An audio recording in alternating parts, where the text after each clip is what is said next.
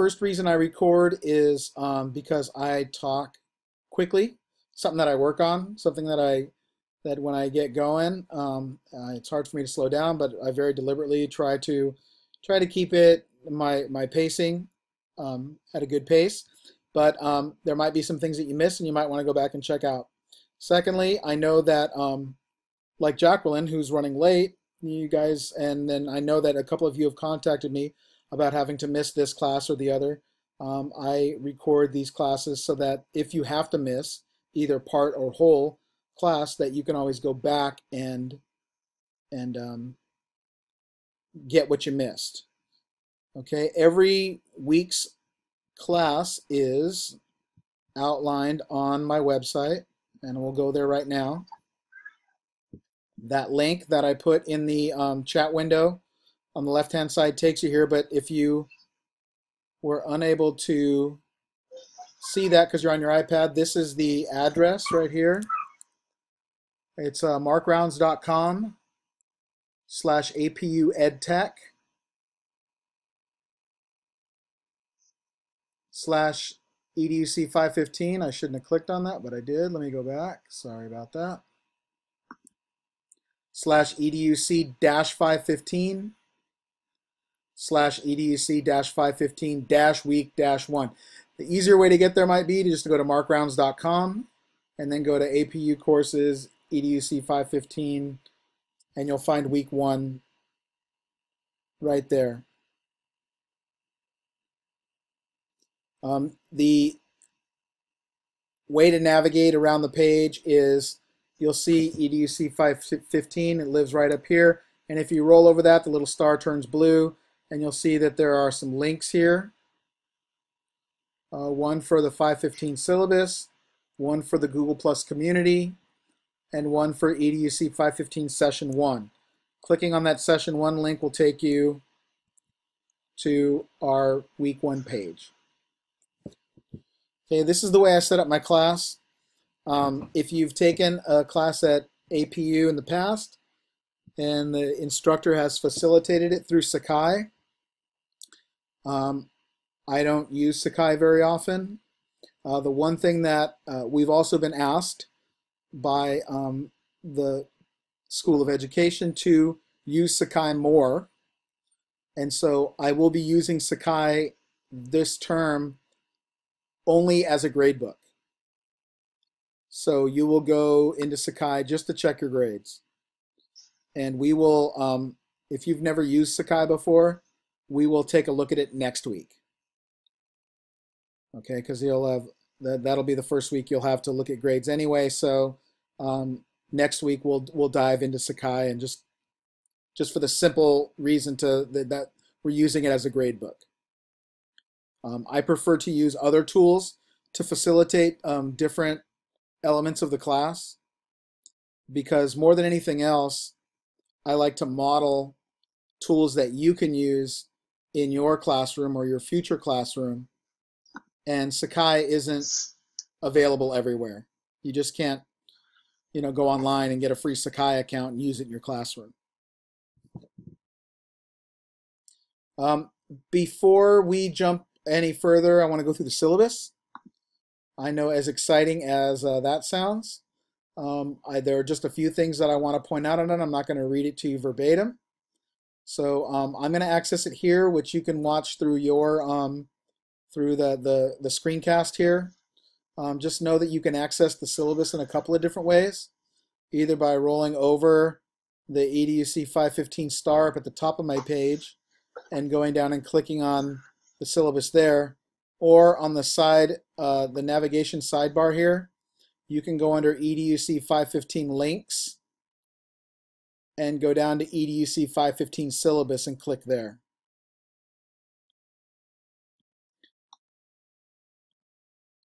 I'm just going to go ahead and open it up. It opens up in a Google Doc. And I'm just going to go through a few elements of the syllabus with you. And I see you all popping up right up there. I've got my anonymous jackalope, my anonymous platypus, my anonymous sheep, my anonymous wolverine, and my anonymous moose. I don't know which each of you are, but there you are, all anonymous and all animals. First page of the syllabus is standard for every syllabus. I'll let you read that at your leisure. On the second page of the syllabus has my contact information. We have been, it is a priority of Azusa Pacific University to have everybody using their APU email addresses. So all the communication that I send out will be from my APU email address to your APU email address. So that's something that we've been that's been required by the university. The university last year went through accreditation, and I don't know if you've ever worked at a school that's going through accreditation, but there's a lot of fine-tooth combing that happens, and so some of the practices that might seem kind of strict on my end are coming out of the results of that accreditation process. So the College of Ed found that there were some inconsistencies, and they want to really wrap up a lot of those inconsistencies. So one of those inconsistencies was email addresses, and they asked us to, and I'm giving air quotes, you can't see them, to ask you, that ask is really a tell, to tell you that if your email address in your student profile for APU currently isn't your APU email address, that they want you to change that. So I'm not sure the exact process of going in and doing that, of looking at your student profile, but consider yourself told. So there's my email address where you can contact me. This is our class webpage, markrounds.com/APU-edtech. This is my handle on Twitter, and we'll be covering Twitter in depth next week. I was really excited to see that hardly any of you tweet, because it allows me to expose you to something new and incredible. And then this is my cell phone. So you can use my cell phone to text me if you're running late, to call me if you are losing your mind over any assignment or project that I've given you. Know that's available to you. I may not answer it, because usually when I get a call from a number that I don't recognize, I let it go to voicemail. So I encourage you, if you're calling me, to leave a voicemail, because then I'll know it's you and I'll get back to you. Somehow I got on, my cell got on some list that I get calls from all kinds of random places, mostly a carpet cleaning place, which I have hardwood floors, so I don't really need them. But I tend to let most calls go to voicemail that I don't recognize. So just know that leave a voicemail, because I will get back to you. Okay, course description. This course looks at the evolution of educational technologies in their present and historical context. Students explore how and why some technologies endure while others do not. Attention is given to current technologies, and I should put that in bold, which I'm going to do right now. Current technologies. I might even put it not only in bold, but in a shade of red, so it's very highlighted. Current technologies and how they can be successfully implemented into classrooms, and in order to enhance both teaching and learning strategies. Okay, I give special and intense credence to current, because things change so quickly in the world of technology. Okay, and as teachers, I feel as a teacher, and I won't put it on all teachers, but I put it on myself as a teacher. As a teacher, I find it kind of part of my job to be current, because I know my students are current. I kind of have always prided myself on being ahead of my students. I always was, but lately I've been a little slower at it. Okay, I've been teaching now for almost 19 years. This is the beginning of my 19th year, and I feel every year of it this year for some reason. But yeah, I've always tried to maintain a really current view of technology.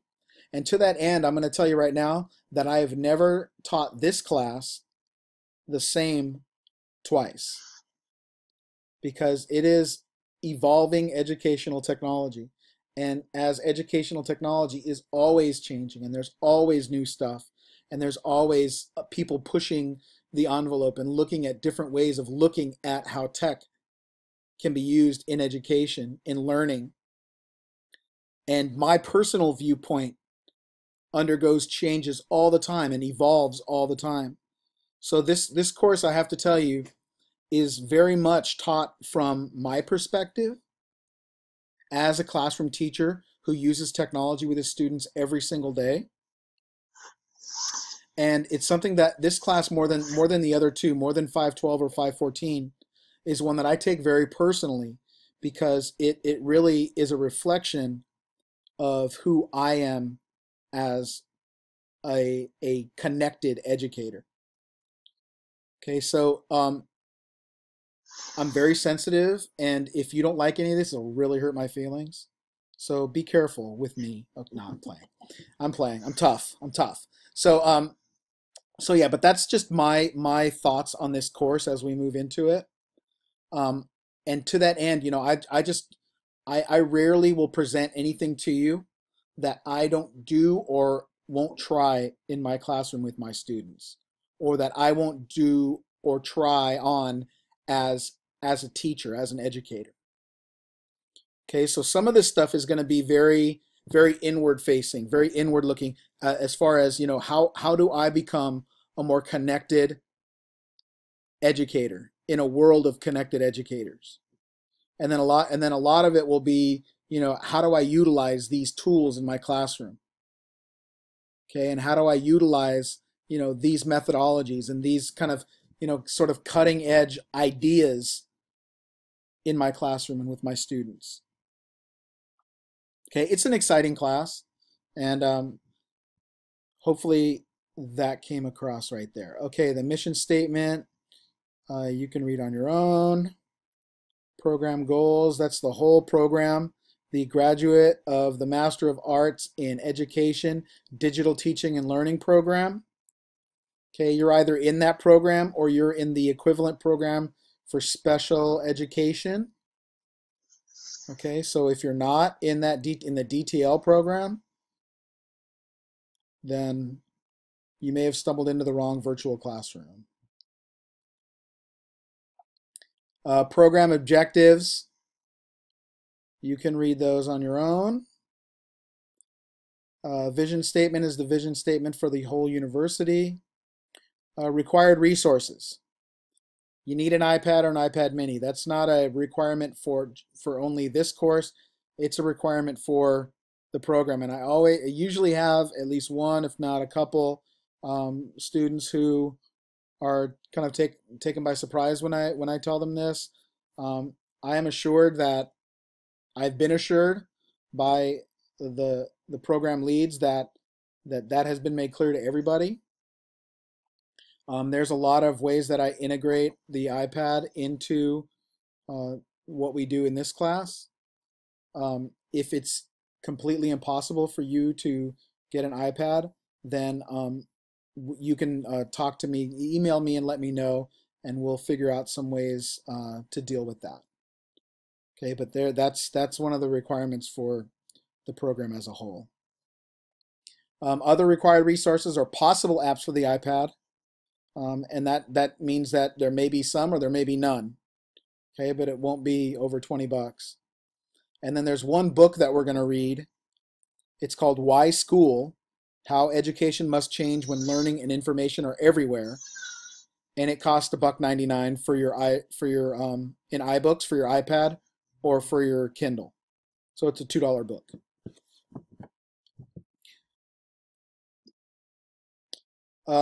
The outcomes and competencies, I will let you comb through. Page 4 details our course calendar. As you can see, there's a lot of different topics we're going to be covering. And I've detailed the assignments on the right in the right-hand column. Know that every week you're going to have a blog post. Okay, your signature assignment for this course is a blog, and so every week you will have a blog post, and we'll cover that a little later this evening, what that entails. If you've never written a blog post before, you're going to write one this week. Every week except the last has a community discussion, and we'll jump right in with a community discussion this evening. And then every week has a project of some sort, except for next week, in which the blog post is your project. So week 2 has a blog post combined with the project. So that's why you only see two things in that field. Okay, but you can see that we go everywhere from blog and website creation, which we're going to look at tonight, to professional learning network, social networking, collaborative spaces. Week 3 is all about Google. Week 4 is has a strict focus on your iPad and apps and the BYOD movement, which means bring your own device. Class 5 has to do with the flipped classroom, if you've ever heard of that. We're going to delve into that. Delivering instruction online, creating screencasts and step-by-step web pages, sharing content. Class 6 has to do with using audio in education and podcasting. That's the week that we'll be reading that Will Richardson book, Why School.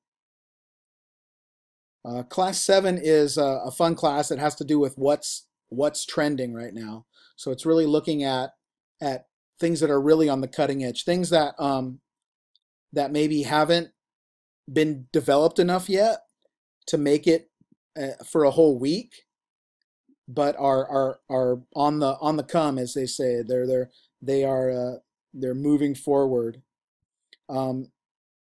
It used to be that, like, the flipped classroom was in my what's trending week, and then it became such a big deal that I had to put a whole week's focus on it.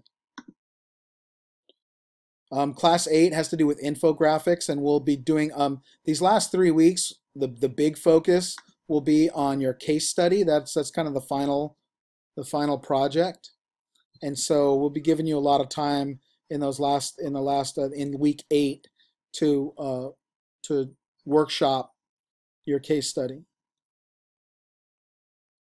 And then class 9 is you presenting your case studies in Hangout of your own. So that'll be how we wrap it all up. Okay, so we've got a lot of ground to cover, and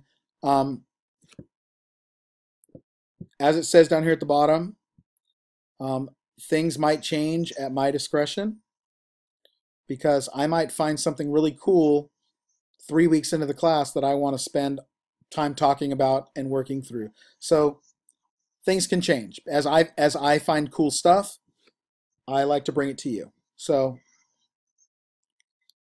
that's the proviso. There's maybe a little more of a fleshing out of the different projects here. Grading scale. A word on grading for me is I don't know,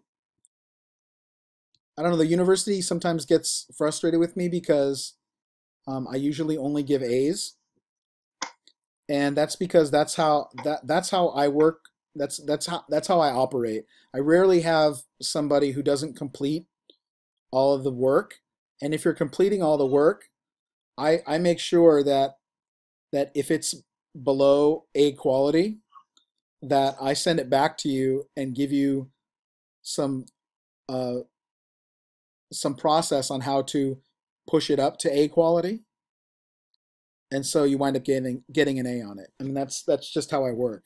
It's how I work with kids. If that's how I work with my own students in high school. So um, I'm kind of a firm believer in one column rubrics, and I'll share that with you later in the term. But you know, there's one standard that we work toward, and that standard is, as it says here, superior knowledge regarding details, assumptions, implication, superior thinking, all that stuff. That for me is the place where, you know, in each of these assignments where I want you to be, and I will do whatever I can to help you get there. The only reason I ever have anyone get anything other than an A is for whatever reason they couldn't turn everything in, couldn't get everything in. Okay, as far as attendance is concerned, we meet every week online. There may be, I'm not sure yet, but there may be one, no more than 2 nights that we will have what I call an asynchronous online class, which means I will provide you with all the resources to get things done on your own without meeting in a Hangout. But I'm not sure if that's going to happen yet. I'm still waiting. I'm still waiting to feel out the university's policy on that and how other instructors are dealing with it. So I usually have at least one of those nights per term, but we will see on that. As far as you being here, again, I understand we are all most of us working. Things come up. I saw in the background, Diane had some kids running around in the background. I mean, that's life, right? I mean, I have 4 kids of my own. One of them's in college, the other 2 in high school, 1 in middle school. You know, I know what it's all about. Okay, so I completely take that into consideration. That's one of the reasons why I record every session. Okay, so as long as you know, as long as you let me know in advance, and you know, it's a legit reason, then just know that, you know, whatever we do in class will be recorded and archived, and you will have access to it so that you can see what we went through. I mean, I can't think of anything more thrilling to do on a Friday night or Saturday night than watch 4 hours of class and listen to my voice, but there it is. Scrolling down, scrolling down, scrolling down. Okay, so this is something that that I'm not sure is completely explained, and I just recently completely figured it out. We have what are called Carnegie hours, and Carnegie hours basically lay out how many hours a week you should be spending working on this class, and they say that it should be 5 hours in class and at least 3 hours out of class. Now, you know, as for a class like this where there's a technology requirement for just about everything we do, that those hours are different based on how savvy and how comfortable you are with the technology. If you've used it before, if you haven't used it before, I'm just laying it out there because I've been asked to lay it out there. That's kind of that's the norm. Task stream. If you do not have a task stream account, you should. If you do, great. We're going to have to submit our signature assignment to task stream at the end of the term. So this is the last time you'll hear me talk about task stream until probably week 8. And that's that. Any questions about the syllabus or the class in general or anything that I've said so far?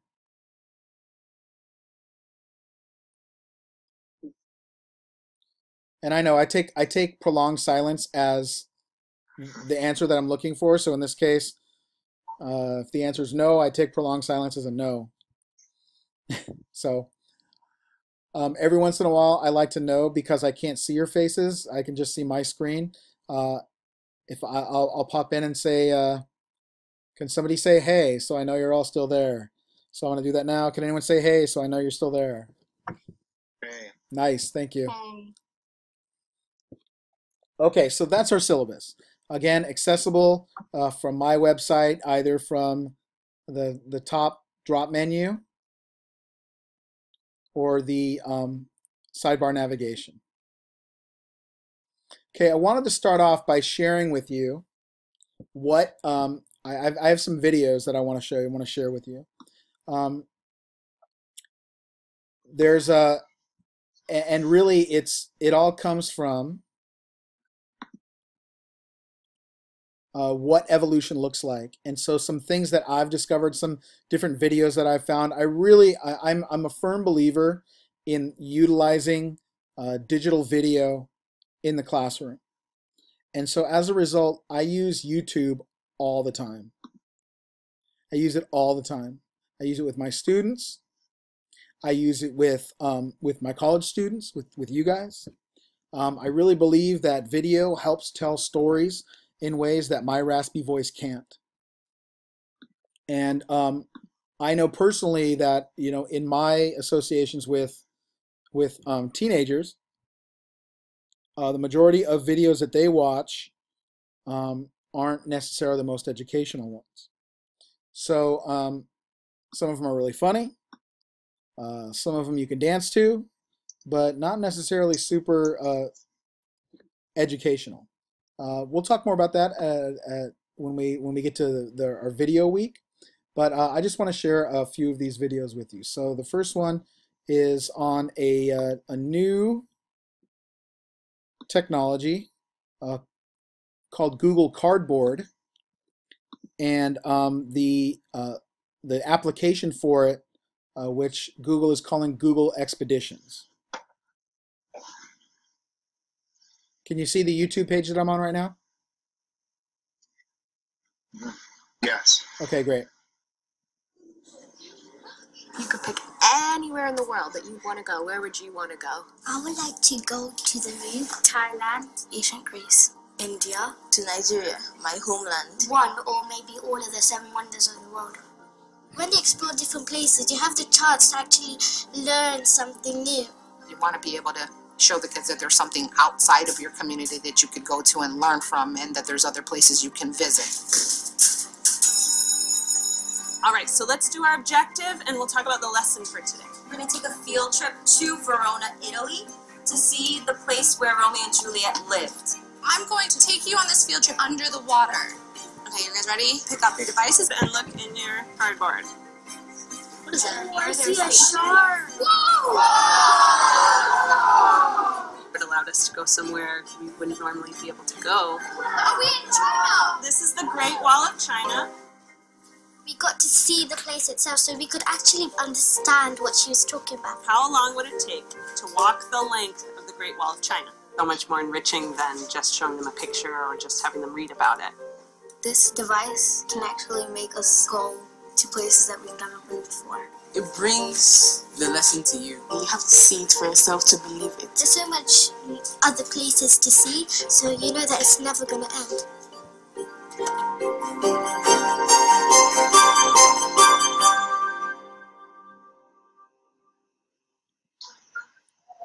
Okay, so I am going to, for a moment, pull us out of a screen share, if I can. Okay, so this right here is Google Cardboard, and it's basically just a piece. It's cardboard. It's actually called cardboard because it's made out of cardboard. And it's got a couple of lenses inside of it, and then it also has a magnet in here on the side that allows you to kind of click. And basically, you just take your phone and you, let me see if I can do this right. You take your phone, there's my phone, and you kind of fold it up inside of the cardboard so that now my phone is in the cardboard. And when I look through it and I have the cardboard app on, it'll basically take the whatever's on the screen in the app and make 2 pictures of it. So it gives you kind of a 3-dimensional view, and it's very immersive. So you can, and using that Expeditions program, you can, you know, go anywhere, see anything kind of thing. Christiana, can you see now? I see that you put on there that you couldn't see. Sometimes the screen just goes black, but it's kind of in and out. Is it doing that for anybody else? I think I was just getting some lag in mine. Okay. I think that's all I was getting to. Sometimes it would just show your icon and then it would catch up. Like at first I didn't see your cardboard show, but then I did. Okay. So yeah, so there it is. It's kind of, you know, there are other kind of virtual reality environments. The big one, the one that was bought by Facebook is called Oculus Rift. It's a little more intensive than Google Cardboard, but you know, you can buy one of these. I mean, I bought this one from Amazon for like $10. So for a $10 piece of foldable cardboard with some lenses and a magnet in it, you can take kids on immersive experiences. And so, you know, kind of the next level of showing a video or giving kids the opportunity to you know, look at pictures or anything like that. It's you know, it pulls kids in. So What was the name of the app that you use with that? well, the app is called Google Cardboard. They've got like a cardboard demo, and if you just go to the App Store and you do a search for Google Cardboard, a bunch of different apps will come up.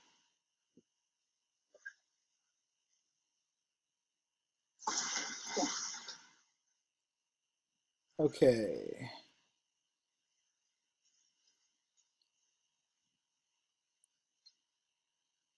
Our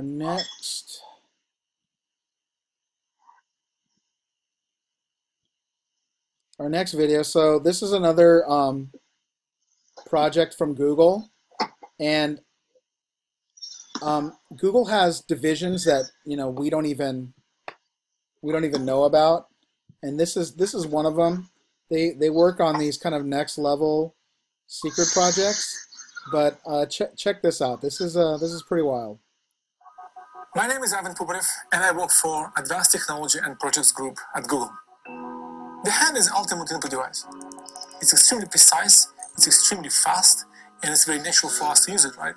Capturing the possibilities of human hand was one of my passions. How can we take this incredible capability, finesse of human actions, or finesse of using our hand, but apply it to the virtual world? We use radio frequency spectrum, which is radars, to track human hand. The radars has been used for many different things, to track cars, big objects, satellites and planes. We're using them to track micro motions, twitches of human hands, and then use that to interact with the wearables and Internet of Things and other computing devices. Our team is focused on taking radar hardware and turning it into a gesture sensor. Radar is a technology which transmits a radio wave towards a target, and then the receiver of the radar intercepts the reflected energy from that target. The reason why we're able to interpret so much from this one radar signal is because of the full gesture recognition pipeline that we've built. The various stages of this pipeline are designed to extract specific gesture information from this one radar signal that we receive at a high frame rate. From these strange foreign range Doppler signals, we're actually interpreting human intent. Radar has some unique properties when compared to cameras, for example. It has very high positional accuracy, which means that you can sense the tiniest motions. We arrived at this idea of virtual tools because we recognized that there's certain archetypes of controls, like a volume knob or a physical slider, volume slider. Imagine a button between your thumb and your index finger, and the button's not there, but pressing this is a very clear action, and there's a natural physical haptic feedback that occurs as you perform that action. The hand can both embody that virtual tool, and it can also be acting on that virtual tool at the same time. So if we can recognize that action, we have an interesting direction for interacting with technology. So when we started this project, me and my team, we looked at the project idea and we thought, are we going to make it or not? We don't know, but we have to do it, because unless you do it, you don't know. And what I think I'm most proud of about our project is we have pushed the processing power of the electronics itself further out to do the sensing part for us. The radar has properties which no other technology has. It can work through materials, can embed it into the objects. It allows to track really precise motions. And what is most exciting about it is that you can shrink the entire radar and put in a tiny chip. That's what makes this approach so promising. It's extremely reliable. There's nothing to break. There's no moving parts. There's no lenses. There's nothing. It's just a piece of sand on your board. Now we're at a point where we have the hardware where we can sense these interactions and we can put them to work. We can explore how well they work and how well they might work in products.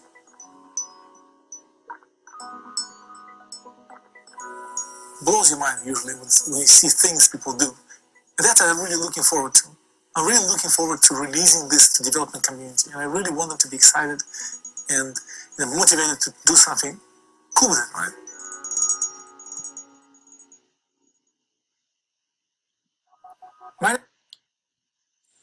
So, what do you guys think of that?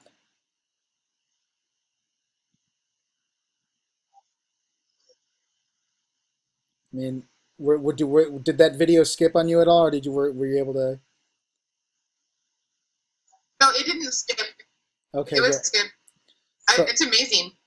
Right, and so I mean, I don't know what I can't really extrapolate as to what the implications are for education for something like that. I mean, but just the idea that there are people out there pushing that, that the envelope further and further and further. And this is the world that our kids and our students are growing up in, a world where engineers are developing things like this. And so that seems very like space age to me, I mean, like super space age. But I don't know if you watched the Apple. Apple presented its new products yesterday. And one of the things that they presented was the new iPhone 6S. So the iPhone 6 came out a year ago. This year it's the 6S. And the 6S has a technology called multi-touch in it. So this is just yesterday. So that's when I talk about, evolving technologies. This is something that they just showed this off yesterday. So if you haven't seen this yet, this is pretty incredible. 3D touch. 3D touch is a tremendous breakthrough in interacting with our devices. We have a great video to introduce it to you now. With iPhone and multi-touch, we introduced a whole new way to interact with technology. Tapping, swiping and pinching have forever changed the way we navigate and experience our digital world. Until now, these gestures have been defined by a singular plane in two-dimensional space. For iPhone 6S and 6S Plus, we're introducing an entirely new interaction and a whole new dimension to the way you experience your iPhone.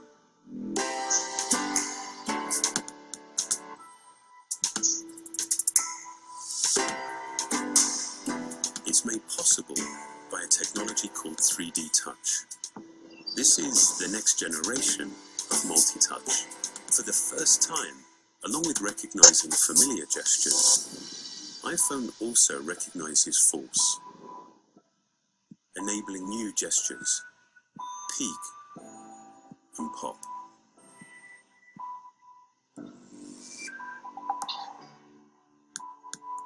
"3D Touch" works on the home screen, giving you shortcuts to the things you do frequently. It also works inside applications themselves. Press lightly, and it gives you a peek at the content. Continue pressing, and it pops you into the content itself. Sensors embedded in the display read how hard you're pressing and react in a smooth, linear way. This is a dynamic system, deeply integrated into iOS 9. That's the next time. Mine. You can dip in and out of where you are without losing a sense of your context. It provides distinct, tactile feedback for your actions, letting you know exactly what you've done and what to expect. While the way that you use 3D Touch is simple, the engineering behind it is some of our most advanced. At its heart are capacitive sensors integrated into the backlight of the Retina HD display. With each press, these sensors measure microscopic changes in the distance between the contact glass and the backlight. These measurements are then combined with signals from the touch sensor and accelerometer to provide fast, accurate, and continuous response to finger pressure. For a truly communicative experience, we had to develop a more precise level of haptic feedback. While the vibrating system on a typical phone requires 10 or more oscillations to reach full power, the Taptic engine in iPhone 6s reaches peak output in just one cycle and stops just as quickly. This allows us to create shorter, more distinct feedback events, like a mini tap lasting just 10 milliseconds and a full tap which lasts 15 milliseconds. Perhaps more than any other system we've designed, 3D Touch is a clear example of how hardware and software developed together can work to define a singular experience. This is the next generation of multi-touch. It makes this iPhone the most advanced iPhone we have ever created.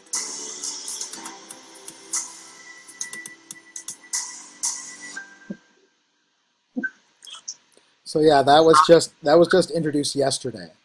So the and I know for some reason the volume on that wasn't super loud, but hopefully you got that. That it's the new iPhone has sensors in it that can sense, like infinitesimal, like tiniest little difference in pressure on the screen. It just knows distance from just that little tiny bit of pressure and responds to that. So again, this is where, this is the world that our kids are growing up in. And this is now. Whatever's next is whatever's next. Whatever's next year is going to be even more than now. So don't fall down the stairs. What's that? No, not for me. Okay, so that's what evolution looks like. It looks like all that stuff. Well, I missed that one video, but you can watch that one on your own. That's kind of a what if kind of scenario. So before we get into tonight's content, I want to share with you a little bit about Google Chrome. If you're not a Google Chrome user, I just want to encourage you to give it a shot. If you're on a Mac and you're using Safari, Safari's okay. If you're using Firefox, Firefox is all right. If you're on a PC and you're using Internet Explorer, you got to stop it right now. Okay, no more of that, because not even Microsoft is supporting that app anymore. So, let me see. I just got an email from. I'm in. Oh, you're in! Yay! Yeah. Welcome. Thank you. Thank you. So I Google Chrome is and people have accused me of being a bit of a Google fanboy, and I'm not gonna lie, I kind of am. One thing that we are all currently missing together. If you've gone to google.com today and seen today's Google Doodle, we're missing the opening day of the NFL season.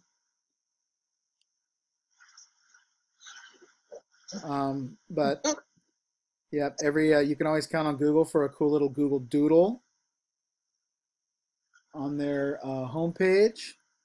But Google Chrome is Google's web browser. If you're currently using it, then I'm probably not telling you anything you don't know.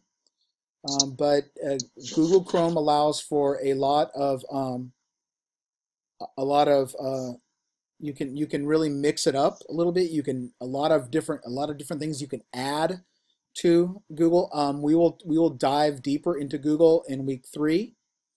But I just wanted to share a little bit with you about the Chrome browser and kind of show you some of the ways that Chrome is really cool.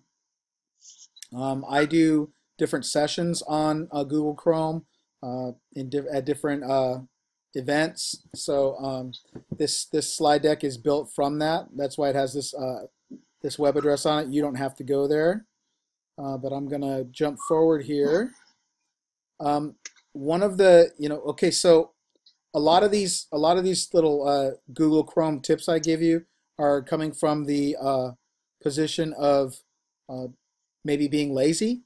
I don't know, but some of it's really cool. Like if I want to do a quick web search, and let's say I wanted to web search Google Chrome, I would highlight whatever text I wanted to search for, and if I copy it, if I go into a new browser window and I right click what this is called the Omnibar, it'll give me this ability to paste and search. So if I click paste and search, it'll just paste it in there and do an instant search for it, which is pretty cool. That saves me from hitting the enter key once, which, when you don't have a whole lot of time in the day, those seconds pile up, right? Or if I have a web address like google.com/Chrome, and I copy that and I right click into the bar, you can see it doesn't say paste and search now, it says paste and go, because it knows that this is a URL, that it knows it's a web address.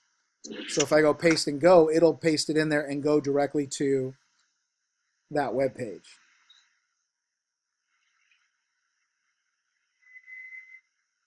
I promise. Okay. There it is. So that's pretty cool. Pinning tabs is something that I do semi-often. If there's a tab that you go to all the time, that you use all the time, like this tab right here, this is my Gmail tab. If I right-click on that tab, I can choose to pin that tab, and what it does is it basically shrinks that tab up and leaves it right there in the corner. It's a tab that I can't get rid of unless I unpin it. So if you're doing some research and there's a couple tabs you want to make sure you don't close and that just stay over here and live on the left-hand side, you could pin them. Like if you're on this tab tonight for the class web page and you want to make sure that you don't lose it, you know where it is, you can pin it and it'll slide over here. It'll shrink the tab up, but it'll live over here pinned on the left-hand side of your browser.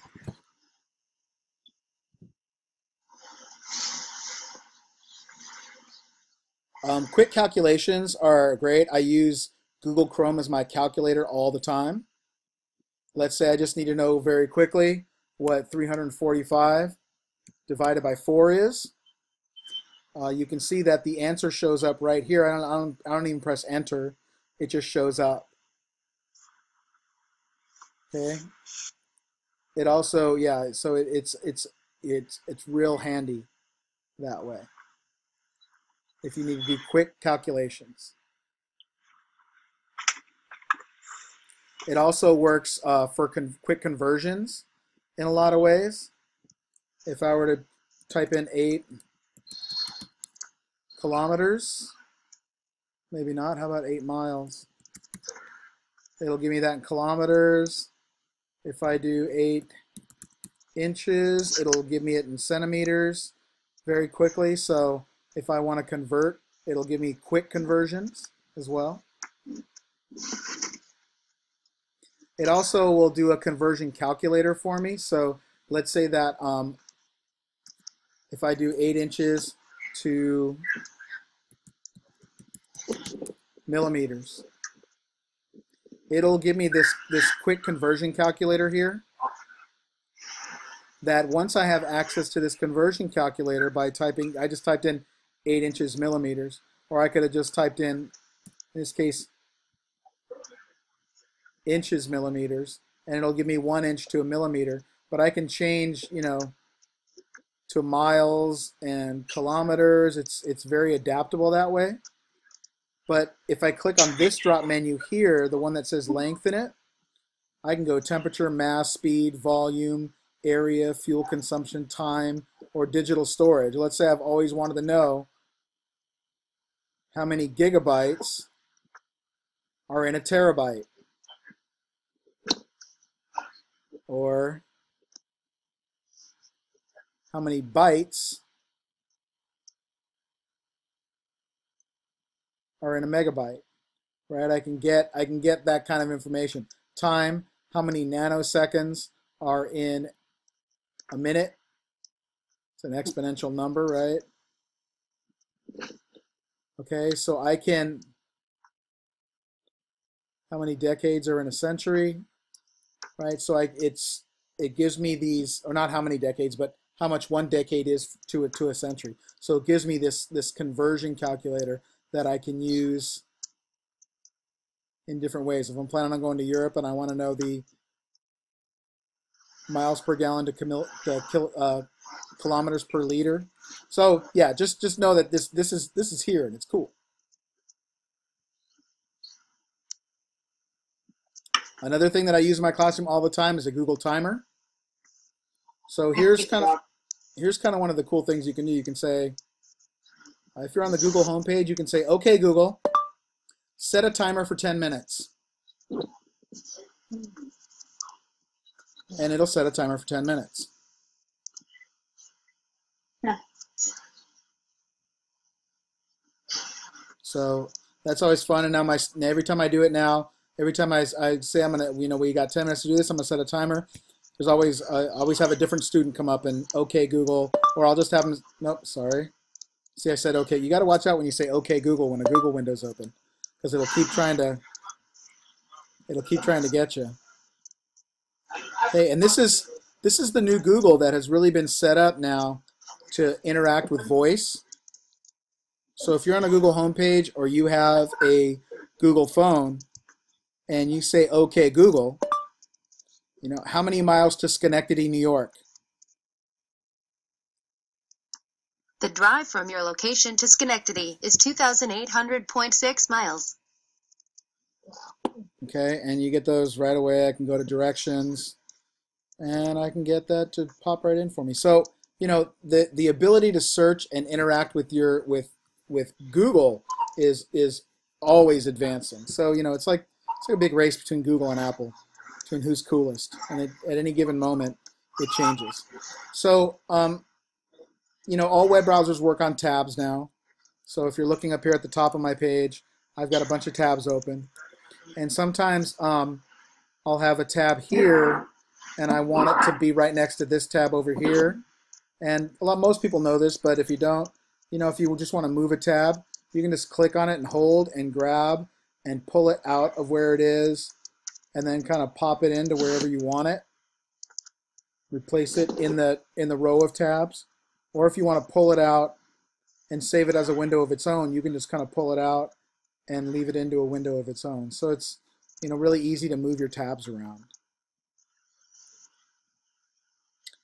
Incognito mode. So over here on any browser now, all browsers have these 3 lines. That takes you to, you know, different features. We call it the hamburger because it looks like a hamburger with the bun and the meat in the middle. But if you click on the hamburger, you'll get this you'll get a new tab, new window, new incognito window. And when I open a new incognito window, incognito mode is basically, it basically opens up a window that Chrome won't remember. So you go to websites, you go to wherever, there'll be no trace of it in your history. They won't store any cookies from it. It won't be in your search history. It won't be anywhere once you've closed those tabs down. So this is kind of traditionally used to be sneaky on the internet, and students will use it to be sneaky on the internet because they don't want you checking out their browser history. But one of the ways that it's really functional, and the way that I use it all the time in the classroom, is if I need to get into a student's Google account. Let's say that I'm on my regular browser and I'm already in my Google account. So if I try to go to, to a Google page to sign into a Google account, it's already got me up here. And if I click on my account and I go to add account, it just kind of gums things up a little bit. So the coolest and easiest way to basically access a kid's Google account, or in my case, in your case as well, most likely, you have multiple Google accounts. So if I open up an incognito window and I go to Google in that window, it does not recognize the Google account that's open in my main window. So if I go to sign in, I can sign into, in this case, my APU account. If I want both accounts open, I can go to my APU account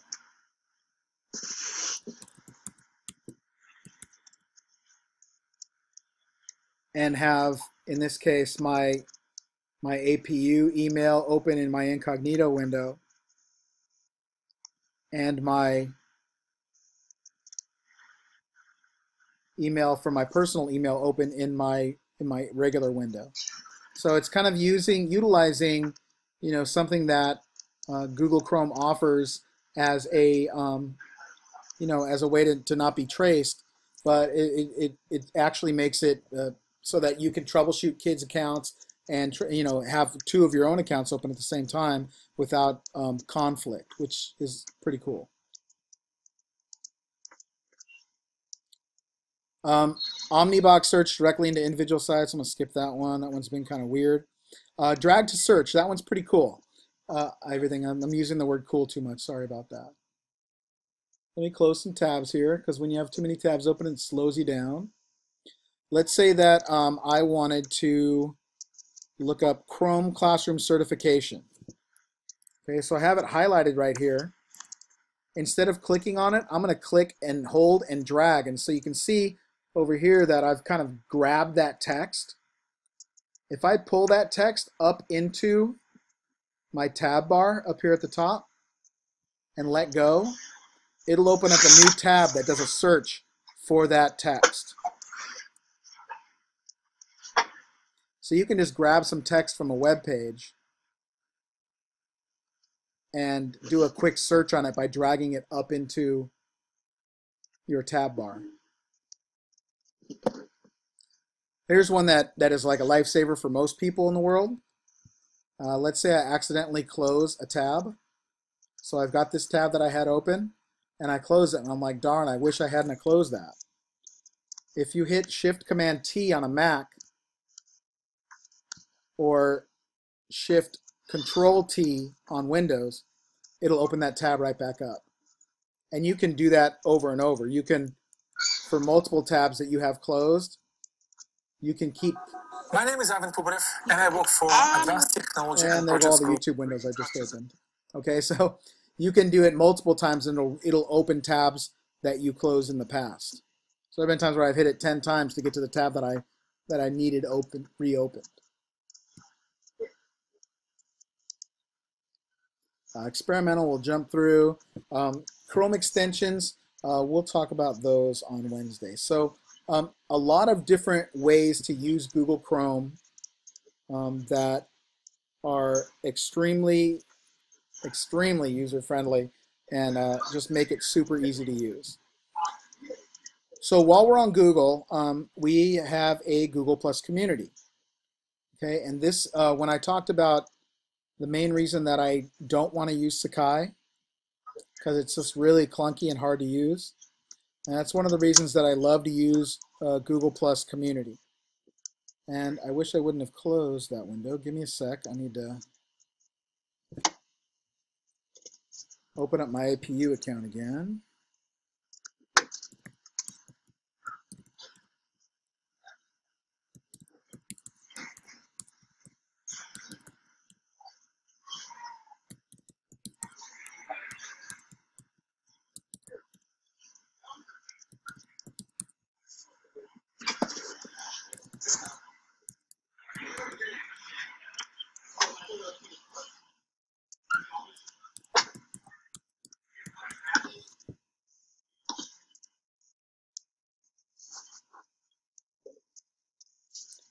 Okay, so I see that some of you are already on Google Plus, which is awesome. A little talk about Google Plus. Okay, Google Plus is it's Google's, I think, fourth attempt to compete with Facebook and Twitter and other more popular social media sites. And there's a lot of cool things about Google Plus, but it just really, really never caught on and won't catch on. And so, but one of the things that I really like about it, and that I use with students, and that I use in almost all of my APU classes, are Google Plus communities. And this is actually the first one that I've used in my APU account, because I'm trying to use my APU account more. Most of mine are, let me go to Google Plus in my personal account and go to communities.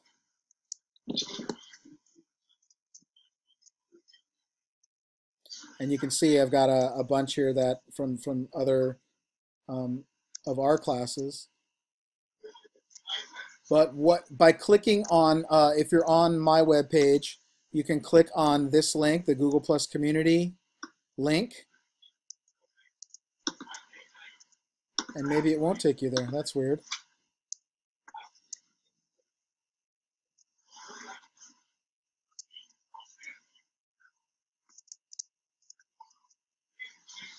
Have one of you tried to click on that? Not and yet? And have you got there? I got you. Huh. It shows that we have 3 members now. Okay, cool. For some reason, it's not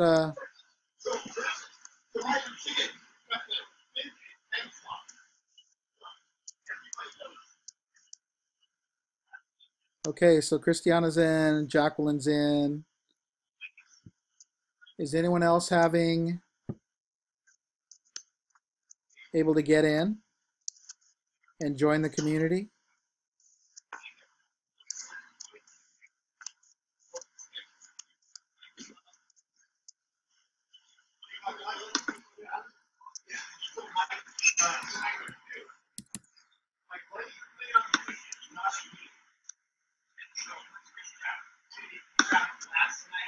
Oh, it's because I'm not, my other email address is not in this community, I don't think. All right, Megan's in, Nancy's in.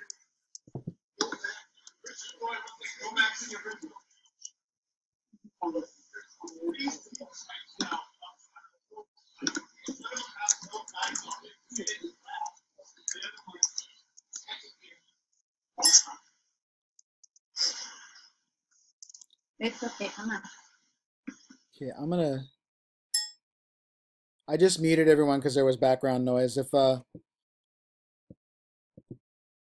you can unmute yourself by coming up here to the when you roll up to the top of the screen, a little menu bar will show up, and you can hit that the mic there to unmute.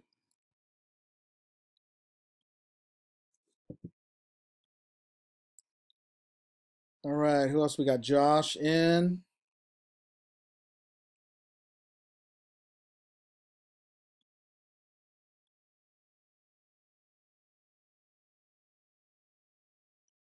Huh, that's weird that the link wouldn't work.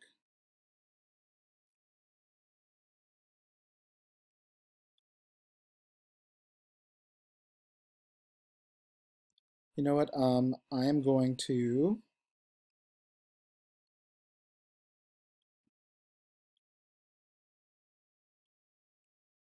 Nancy, I'm going to invite you directly through your... Oh, Nancy's in. Who's not in? Megan. Oh, Diane.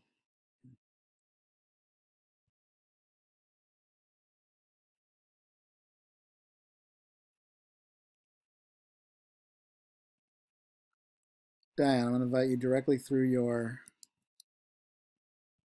APU account.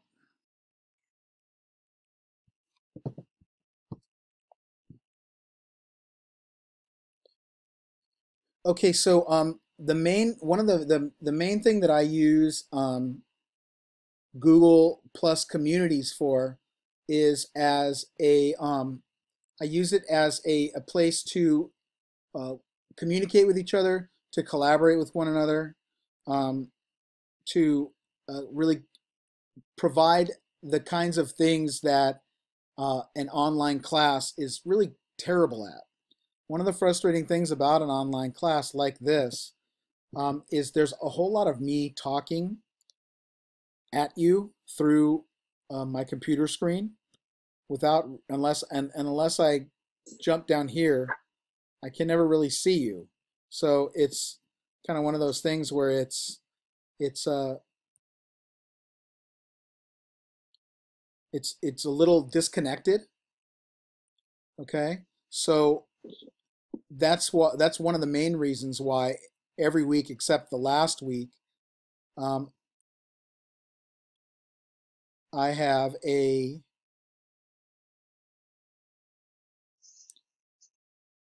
let me get down there real quick. A community discussion. Okay, and that community discussion will take place in our Google Plus community. Okay, so with that in mind, I'm going to give you a little peek under the hood, show you kind of how easy it is to, okay, awesome, we're all in. How easy it is to maintain and build a Google Plus community. Okay, one of the one of the universal symbols of getting to the nuts and bolts of anything on the web is sometimes a little gear, right? That little gear means this is where you go to work on it. If I click on that little gear, I can go down to Edit Community. Okay, and if I click on Edit Community, you can see that there's not a whole lot to it really. You can put a title, a subtitle, you can pick a photo. The power for me in our Google Plus community comes from posting. Okay, and we post in different categories. Okay, so the first category that we're going to post in today is community discussion number 1. It's a blog share. Okay, let me go ahead and copy that. And I'm going to add a category. And in that category, I'm not going to call it community discussion. I'm going to just call it CD. CD number 1, blog share. Okay, and so now I've added a category. And I'm just going to get rid of that. Actually, you know what? Let's keep discussion in there just in case. And I'm going to save it. Okay, when I now click on that category, blog share, you can see that there's nothing there, which is how it's supposed to be. Okay, there's nothing there because nobody shared yet. All right, let's take a look at this week's this week's community discussion. So community discussion number 1, blog share. Find a blog that you are interested in and post a link in our Google Plus community. In the comment, write a short comment about why you picked this particular blog. Also include either something you like or don't like about the layout / design of the blog. Okay, so this is a blog about anything, and I don't know if you currently read blogs. We will go into more depth on blogs next week, but the hope is that on some level, somewhere, somehow, you're reading a blog. Okay, so I can be a little nerdy at times, and I actually, so this is my new tab page in my Chrome browser, and it just kind of has the things that I use most often: my Gmail, YouTube, Facebook, Twitter, Instagram, Netflix, Pinterest, Maps, all that stuff, Evernote. But it also has the two blogs that I read the most, Gizmodo and IO9. And these are my this is my nerd corner down here. Gizmodo is a blog about gadgets and stuff like that. And IO9 is one about science fiction and like movies and books and things like that. So I'm going to go ahead and click on Gizmodo. And so this is a blog that I read pretty often. So here's an article about new interchangeable lens camera for drones, rare view of Mars, camera shooting challenge, watch this dude with a selfie stick drive his Jeep into a canoe, all kinds of good stuff. How to shoot, clean, and prepare these delicious bacon wrapped dove breasts. So you can see it's got, like, you know, there's some diversity in here, right? SpaceX's Crew Dragon capsule looks like a luxury sports car. Disney artists draw the Little Mermaid in virtual reality. So this is how I spend the tiny bit of free time that I have. There's a post on a Scratching Post TV, so your cat is looking out at you. Awesome. Okay, so let's say that this is a blog that I want to share.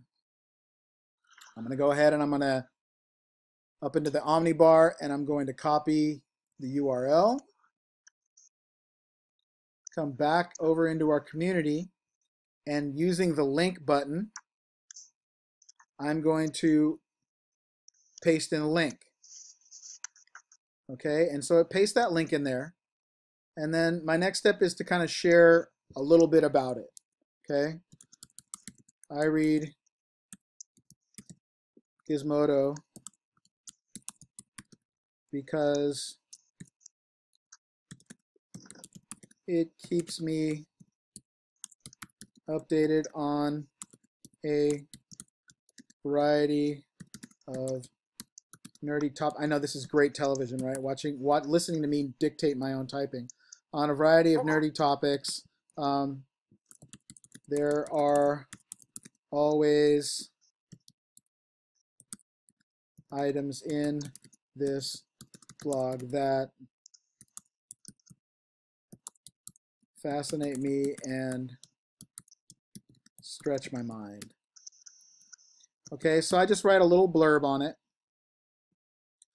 and then I hit the green share button. And it drops it down here as kind of a little cool looking card with an image from the blog and a link to the blog. And it now is something that I've shared with you, my community. Okay, which is this is kind of the crux of it, is that I'm sharing my interests with you. You know, if we were in a brick and mortar building classroom together, you know, if we pulled into the parking lot at the same time and we're walking up to the classroom together, we might share a little anecdote about our day or something that interests us or something like that. Well, that element is really lost in this online environment. And so something like a Google Plus community gives us the opportunity to share pieces of ourselves with our classmates and have our classmates our fellow learners respond to what we share. Okay, and that's kind of the second element here. If I go back to, oh, I didn't enter that on here.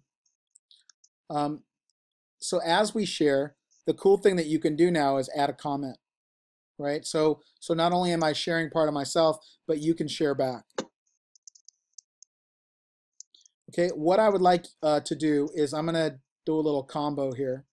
I'm going to combine a break with giving you the opportunity to seek out a blog that that you read, or if you currently aren't reading a blog, to maybe find a blog that you would read or would like to read. You just do a search for anything that you're interested in. If you're interested in archery, you know, you could type in archery blog. And here's Charlie's archery blog, right? And you know, or oh, this one's even better. The Infinite Curve, an archery blog. That sounds fantastic. Korean archery secrets, right? So there might be a blog that you might be interested in checking out according to your interests. Okay, not necessarily educationally based, but something according to your interests. And if you find something, or when you find something, you can pop it into our Google Plus community by just clicking on link, pasting the link to the blog in there, and then sharing a little bit about it.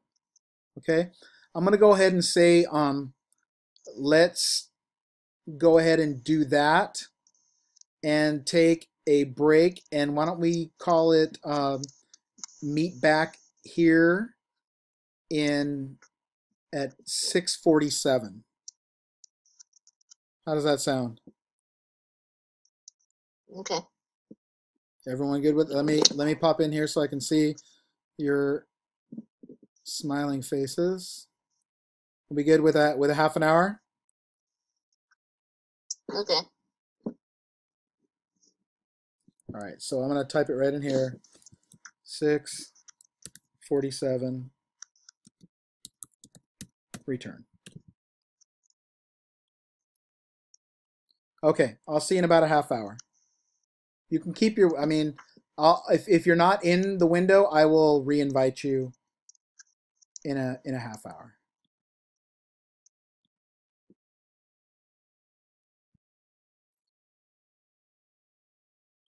So what I was sharing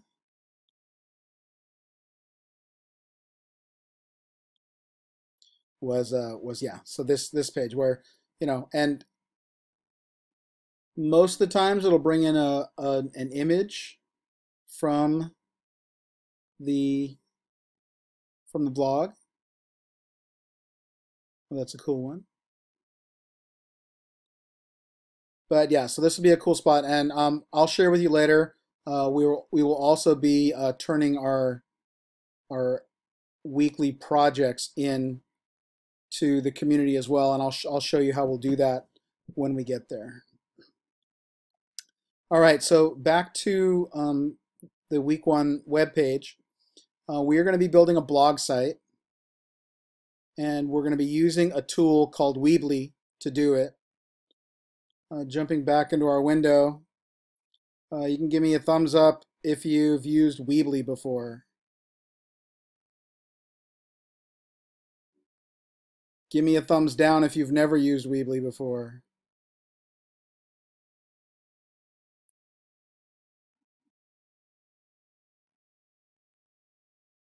There's quite a bit of lag. Okay.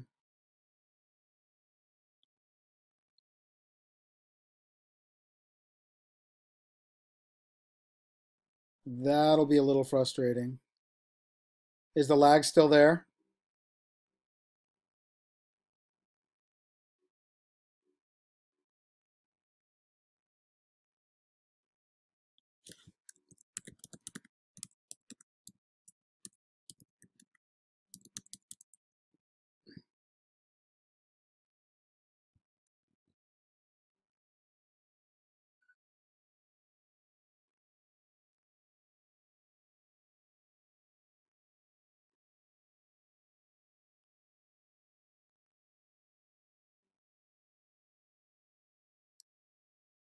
Because when I look at your little pictures, most of you are kind of frozen. Unless Joshua's just looking up at something without stopping incessantly.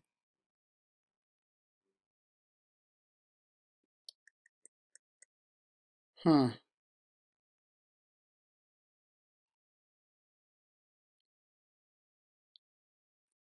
Well, I'm wondering if it's internet issues.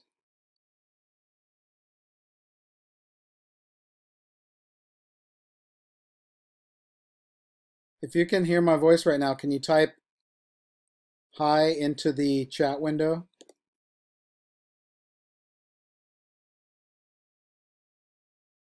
All right, cool. All right. So if there is any lag, I will apologize, and I'll keep kind of checking back to make sure that the lag isn't too awful. I do apologize for that. When we had our break, my kids did inform me that our internet was indeed slow, and it was really messing up their ability to do whatever it is they wanted to do. And I'm like, hey, teaching a class in the back of the house, so take it easy. So we're going to be using Weebly to build our website / blog site. And if you click on the link here on the homepage for Weebly.com, or you just go to Weebly.com,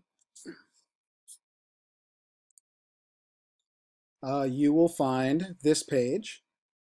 If you have never ever used Weebly before, you can sign up for free right here. If you have used Weebly before, you can, up in the top corner here, you can click the login link.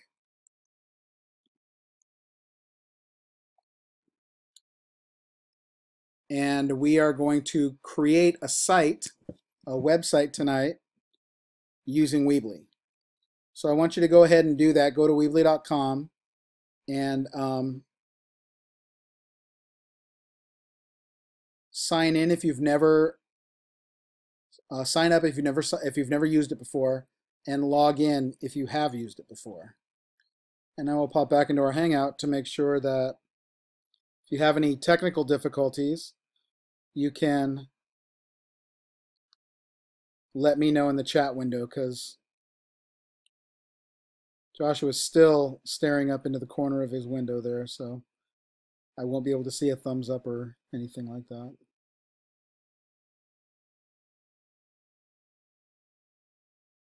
Is he? That's super frustrating. You can see him on mine, right? He's just staring right there. It's weird.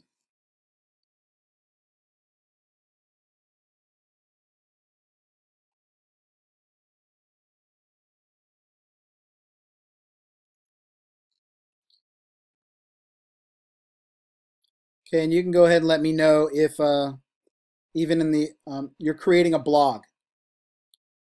Thanks for asking. So if you're signing up for the first time, you are most likely going to be confronted with a page that looks like this: site, blog, or store, and we are creating a blog. So you can click on blog when that window comes up.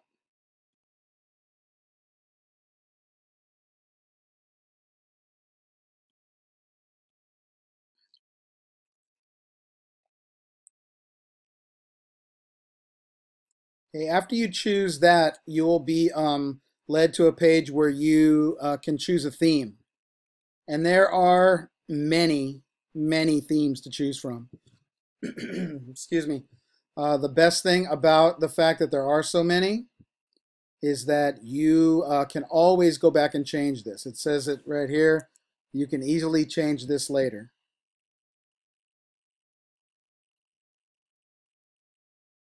So I'm going to just pick the first one up here, Cento. I'm going to roll over it, and it's going to give me the ability to choose. And I'm just going to choose that one.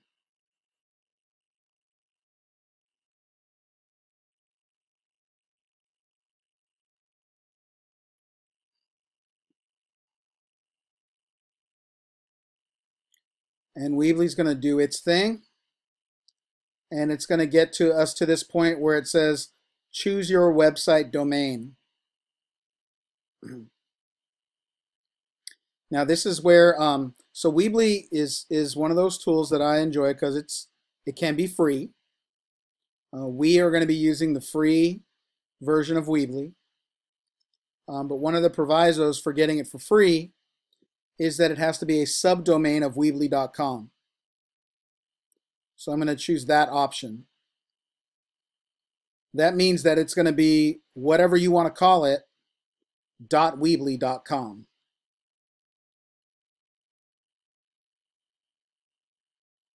And it always makes it easy for the purposes of what we're doing here together. to maybe title it your last name, EDUC 515. So I use rounds EDUC 515.weebly.com, and Weebly tells me that that's available. So I'm going to leave that up and check back in our window to make sure that we're all good. Oh yeah, Diane, you can make multiple sites. So you can just add a new site if you've already logged in to an old Weebly account. Okay, cool.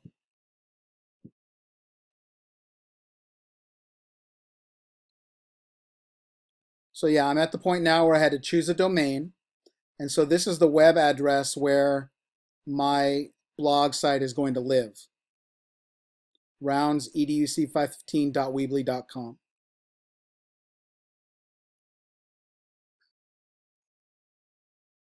If you registered for a new domain, like if I just wanted to call it www.roundseduc515.com, they would charge me for that. That's something that you get charged for if you have your own domain.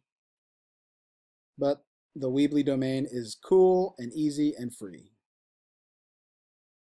So I'm going to click continue. And it is now going to drop me into the big wide open space of my own site. Okay, and if you are now where I am, you will see that Weebly is telling me, it's a little light, but Weebly is telling me that you don't have any blog posts.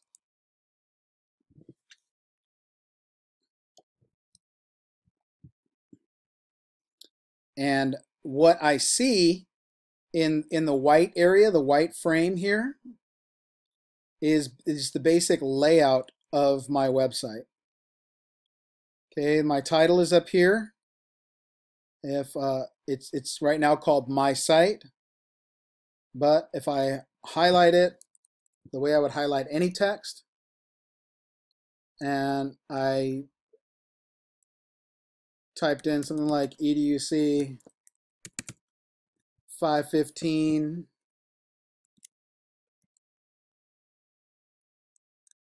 blog. It's very creative, I know. It's been a long day. I'm not feeling very creative. You can be as creative as you like or as simplistic as you like. I could even type in my first name here. Might want to go all caps just to keep it all. Okay, I can always go back and change that anytime. And if I were to kind of surf around the site right now, I would see that there are some things over here. I've got a little section about the author, which is me, and I could write something here about myself. I have archives right here, and I have categories right here. I have a little RSS feed thing right here. If I wanted to get rid of those, you see when I hover over each of them, it gives me the opportunity to delete them, which I can do. I can just come up here and hit that X, and it'll ask me if I'm sure, and I can delete. And if I don't want my archives here, I can click that X and delete. I can click the categories and delete. Okay, so I can make some changes if I want. The categories I don't want. The archives I think I'll leave because it'll be a running log of my posts. But if I come up here now, I see that I have a blog. This is it's what's called horizontal navigation. I've got a blog, I've got about, and I've got contact. If I click on about, it's going to open up a page that's set here for me to say something about myself or my site. Here there's a contact, so I can click on that, and this is another empty page that allows me to offer any kind of contact information. So right now my blog site is made up of 3 pages: a blog page, an about page, and a contact page.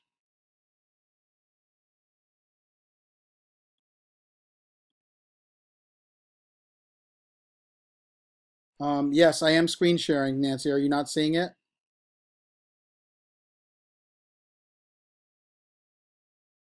What do you see?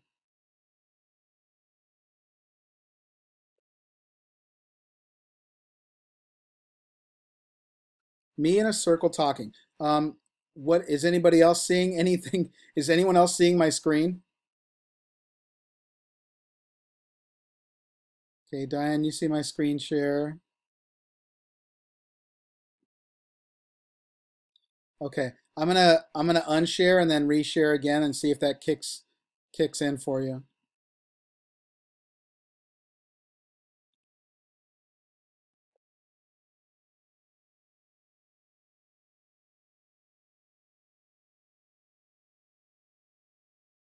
How about now?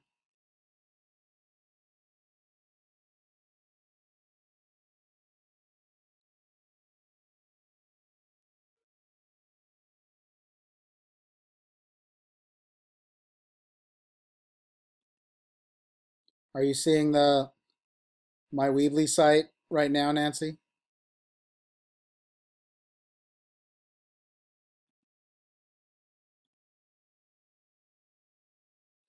Okay, great. All right, so yeah, so I've got now a blog site, a website that's made up of 3 pages, none of which have anything on them, but I have 3 pages. Okay, so what I want to do now is I want to start setting up my site. And the site that we're creating, it doesn't need an about page or a contact page. So what I'm going to do with us right now is we're going to take you on a tour through kind of the back end of creating a website and putting a website together. If you've used Weebly before and this is old news to you, then this hopefully will be a little refresher for you. But Weebly's really easy to get around in. The reason I like using it with not only my college students, but with my high school students as well, is because it's really, really easy to use. Okay, and my theory on technology is that the technology shouldn't get in the way of learning.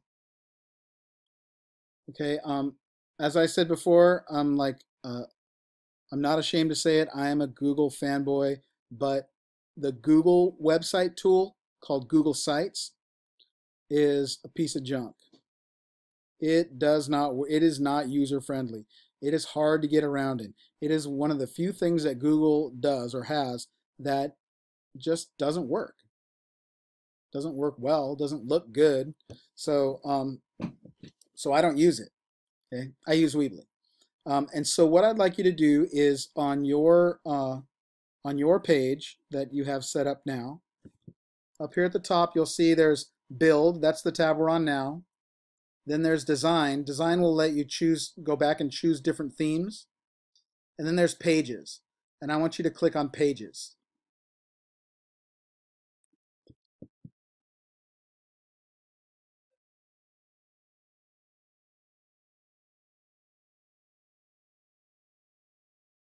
Okay, and if you've clicked on Pages, you'll see you kind of see the layout and how you deal with web pages. Okay, so the difference between, and I know that people often get confused between a website and a web page. I often use the analogy of a book. A website is like a book, and a web page is like a page in a book. So a website is full of pages. Okay, and a web page is just one page. Okay, and so the Pages tab is where we manipulate the pages inside of our site. So we already have our blog site, and that's our home page. You can see right here, our pages are lined up over here on the left-hand side. And under blog, it has both the little chat symbol, which means it's a blog page, and it has a little house, which means it's our home page. It's our default home page because we chose a blog site instead of a website. Okay, next we have our About page right here. If we click on it, it changes, and our contact page. Okay, so these are the 3 pages that are currently in our website.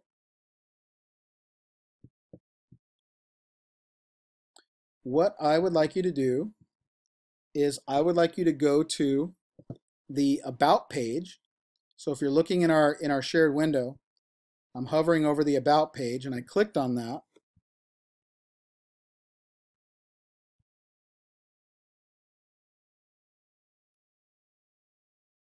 And I would like you to change the page name. So right now it's called About. It says the page is About. I would like you to change it to About My Classroom. That's the first page that we're going to be creating. That's the first project we're going to be doing.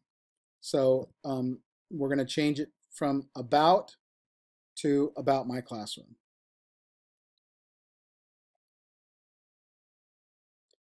And I can give it different types of headers. Okay, as you can see on the little sketches that they give us, the little thumbnails, the header is the picture that is at the top of your web page. So you can either have a tall header, which is a bigger picture, short header, which is smaller, no header, or a landing page. A landing page is usually like the home page of a regular website. So we're going to take the landing page out of our repertoire. But at this point, you can choose any one of those or just leave the short header page where it is. And if I click Save and Edit, you'll see that now in my horizontal navigation up here, I have Blog, I have About My Classroom, and then I have that contact page still there.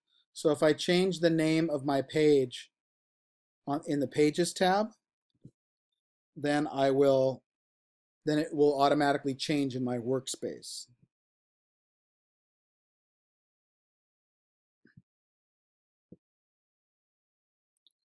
I'm going to jump back over to you guys, make sure that's all making sense.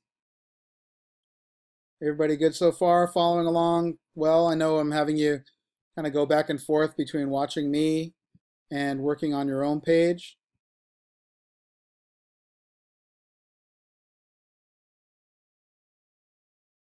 Doesn't look like any of you are in too big a distress. Although half of you are frozen, so I don't even know if you can hear me. Except for you, Christiana, you're the only one that's coming in consistently. We must have a pipeline, an internet pipeline to each other. Okay, so I'm back on my Pages tab. Back on my Pages tab. And I'm going to start pre-building my site a little bit now based on the assignments that are coming up. And so you can follow along with me. And in this way, we'll just kind of build page by page what our site is going to have in it by the end of the term. Okay, so I'm going to move over to the contact page. And you can see up here it says under page name, it says contact. And I'm going to change the name of that page to Connected Church.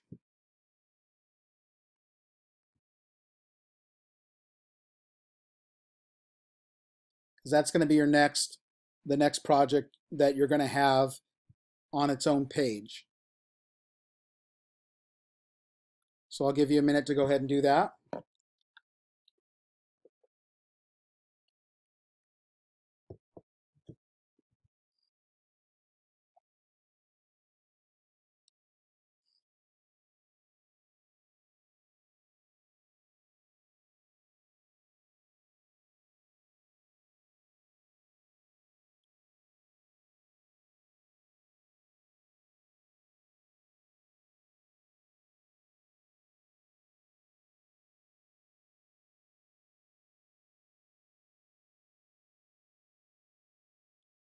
Okay, now we're going to add a page.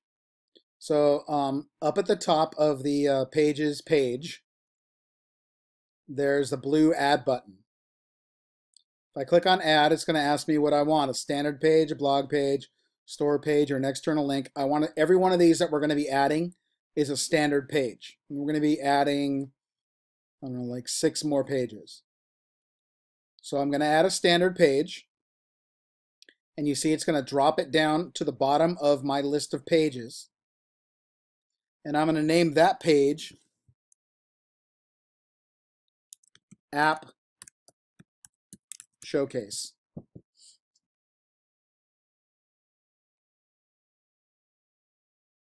So I'll have blog, about my classroom, connected church, and app showcase. And I'll go ahead and give it a short header just like the other ones have.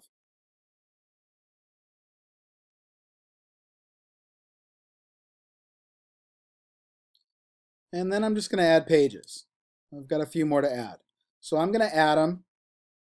As you do it, you can keep popping back into the Hangout window to see the ones that I've done. My next standard page is going to be named Flipped Lesson.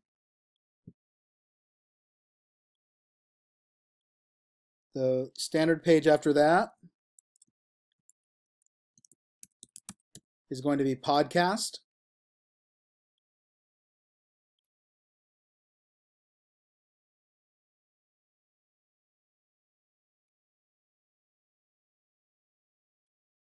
The one after that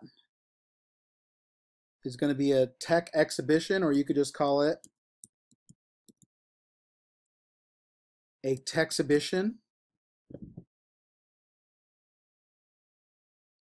I know that wasn't very good, but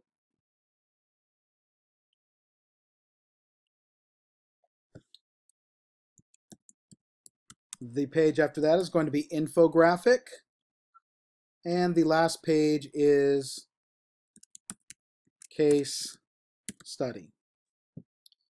Okay, so I end up with 1, 2, 3, 4, 5, 6, 7, 8, 9 pages. And you can pop back into the Hangout window as you're creating your pages and look at the titles of all of mine.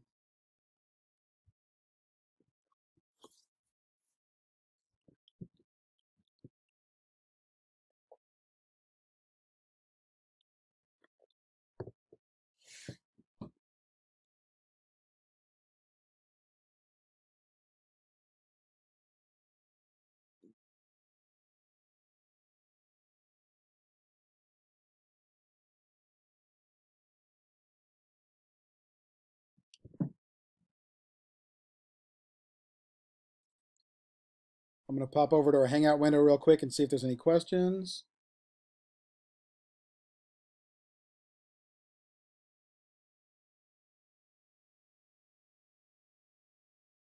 None. You guys can keep working. I'll give you a couple more minutes.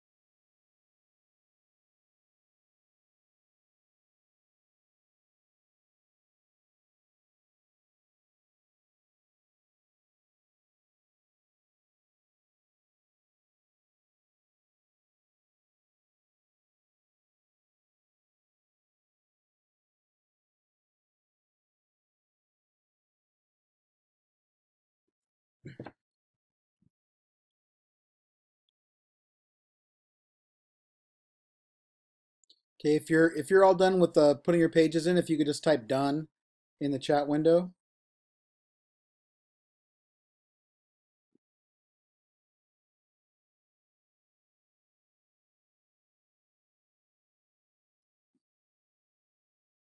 I know, Jacqueline, it looks like you're in your car, so you probably can't type done. Are you in your car?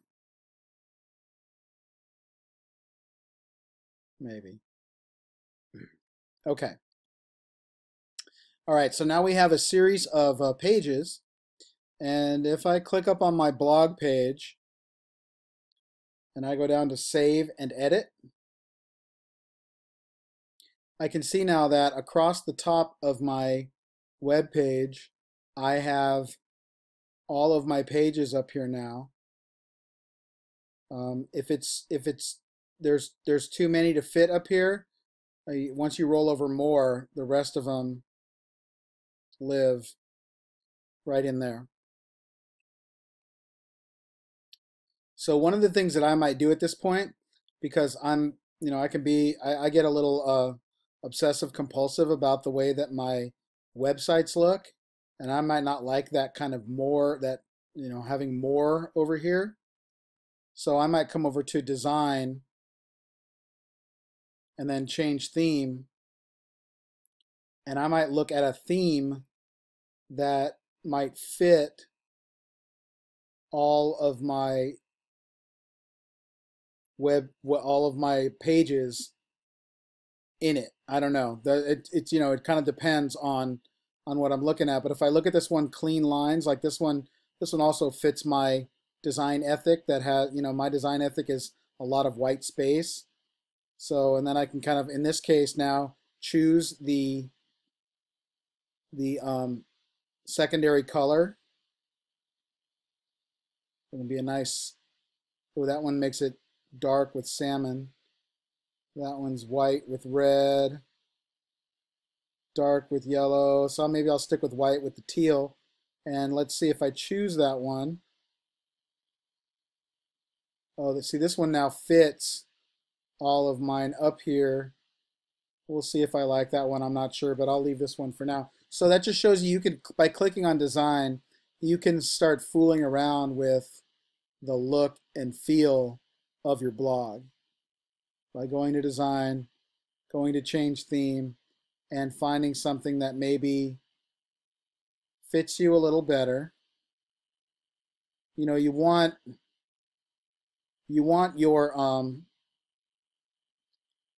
your site to reflect a little bit of who you are.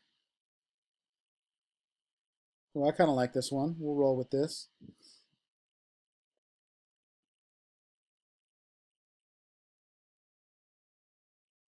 Okay, that's like I always kind of talk about, like technology or internet wormholes. Fiddling with the design of a website for me is a total wormhole. I'll just keep trying different ones on for size. More times than not, I usually go back to the first one I chose, but no harm, no foul. You can choose one, and if you don't like it, go back. Just in Weebly, there's so many though, you may forget which one you originally used. So like once you get down to the bottom, it just kind of starts making more. So there's probably hundreds of them in here. So if there's one you kind of like and then you make another change, you might want to write down the name of it so you remember it. But yeah, like I said, you can really lose yourself in that. So I'm back at build now. Excuse me. And the way that so I still have this thing staring me in the face. This, you don't have any blog posts. And so I need to do something to remedy that. I need to create a blog post. So that's going to be remedied very quickly by scrolling down on week 1 and finding blog post number 1. Blog post number 1 is titled Changing Education Paradigms. and it involves a video by a company called RSA Animate. RSA Animate creates whiteboard animations of different, mostly TED Talks, but different talks or speeches that people give, public presentations.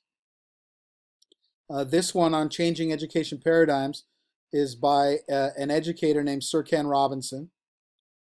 The Sir in front of his name lets us know that he's British. If you haven't heard Ken Robinson, then this is a great thing for you to watch and listen to. If you have heard him before, and I've heard him speak many times, I've heard this particular video dozens of times, but it really, really never gets old for me. So we're going to watch this together. It's about 10 minutes. So actually, it may be better if you watch this right now on your own, because I don't necessarily want it skipping, or I don't want the lag of having us watch it together here go through. So it's about it's almost 12 minutes long. So why don't you guys watch it on your own, and we will reconvene at 7:45. Okay, we'll reconvene in about 17 minutes. So go ahead and watch this RS Animate Sir Ken Robinson, and we will come back together in about 15 minutes.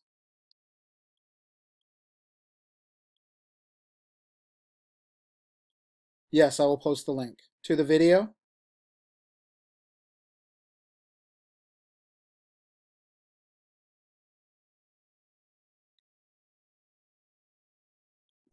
Okay, yes.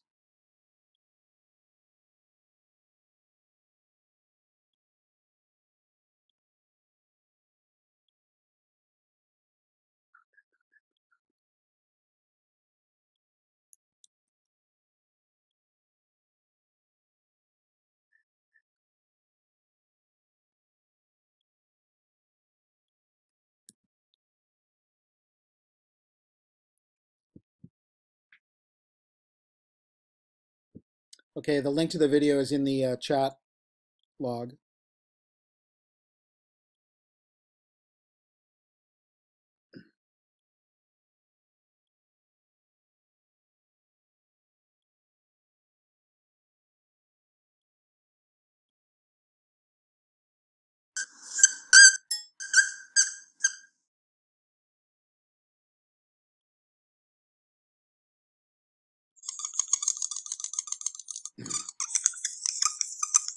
Every country on earth at the moment is reforming public education. There are two reasons for it. The first of them is economic. People are trying to work out, how do we educate our children to take their place in the economies of the 21st century? How do we do that, given that we can't anticipate what the economy will look like at the end of next week, as the recent turmoil is demonstrating? How do we do that? The second, though, is cultural. Every country on earth is trying to figure out, how do we educate our children so they have a sense of cultural identity, and so that we can pass on the cultural genes of our communities while being part of the process of globalization. How do we square that circle? The problem is they're trying to meet the future by doing what they did in the past. And on the way, they're alienating millions of kids who don't see any purpose in going to school. When we went to school, we were kept there with a story, which is if you worked hard and did well and got a college degree, you would have a job. Our kids don't believe that. And they're right not to, by the way. You're better having a degree than not, but it's not a guarantee anymore. And particularly not if the route to it marginalizes most of the things that you think are important about yourself. Some people say we have to raise standards if this is a breakthrough. You know, like, really, yes, we should. Why would you lower them? You know, I mean, I haven't come across an argument that persuades me of lowering them. But raising them, of course we should raise them. The problem is that the current system of education was designed and conceived and structured for a different age. It was conceived in the intellectual culture of the Enlightenment and in the economic circumstances of the Industrial Revolution. Before the middle of the 19th century, there were no systems of public education. Not really. I mean, you could get educated by Jesuits, you know, if you had the money. But public education, paid for from taxation, compulsory to everybody and free at the point of delivery, that was a revolutionary idea. And many people objected to it. They said it's not possible for many street kids, working class children, to benefit from public education. They're incapable of learning to read and write, and why are we spending time on this? So there's also built into it a whole series of assumptions about social structure and capacity. It was driven by an economic imperative of the time, but running right through it was an intellectual model of the mind, which was essentially the Enlightenment view of intelligence. That real intelligence consists in the capacity for a certain type of deductive reasoning and a knowledge of the classics originally, what we come to think of as academic ability. And this is deep in the gene pool of public education, that there are really two types of people, academic and non-academic, smart people and non-smart people. And the consequence of that is that many brilliant people think they're not, because they've been judged against this particular view of the mind. So we have twin pillars, economic and intellectual. And my view is that this model has caused chaos in many people's lives. It's been great for some. There have been people who have benefited wonderfully from it. But most people have not. Instead, they suffer this. This is the modern epidemic, and it's as misplaced and it's as fictitious. This is the plague of ADHD. Now, this is a map of the incidence of ADHD in America, or prescriptions for ADHD. Don't mistake me here. I don't mean to say there is no such thing as attention deficit disorder. I'm not qualified to say if there is such a thing. I know that a great majority of psychologists and paediatricians think there is such a thing, but it's still a matter of debate. What I do know for a fact is it's not an epidemic. These kids are being medicated as routinely as we had our tonsils taken out, and on the same whimsical basis and for the same reason, medical fashion. Our children are living in the most intensely stimulating period in the history of the earth. They're being besieged with information and calls for their attention from every platform, computers, from iPhones, from advertising holdings, from hundreds of television channels. And we're penalizing them now for getting distracted. From what? You know, boring stuff at school, for the most part. It seems to me it's not a coincidence totally that the incidence of ADHD has risen in parallel with the growth of standardized testing. Now, these kids are being given Ritalin and Adderall and all manner of things, often quite dangerous drugs, to get them focused and calm them down. But according to this, attention deficit disorder increases as you travel east across the country. People start losing interest in Oklahoma.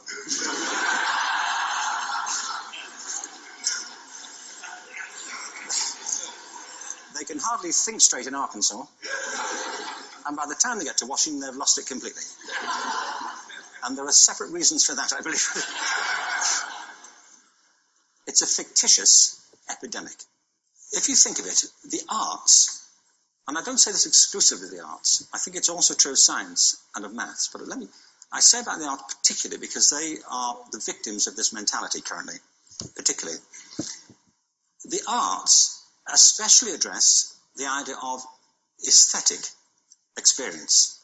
An aesthetic experience is one in which your senses are operating at their peak, when you're present in the current moment, when you're resonating with the excitement of this thing that you're experiencing, when you are fully alive.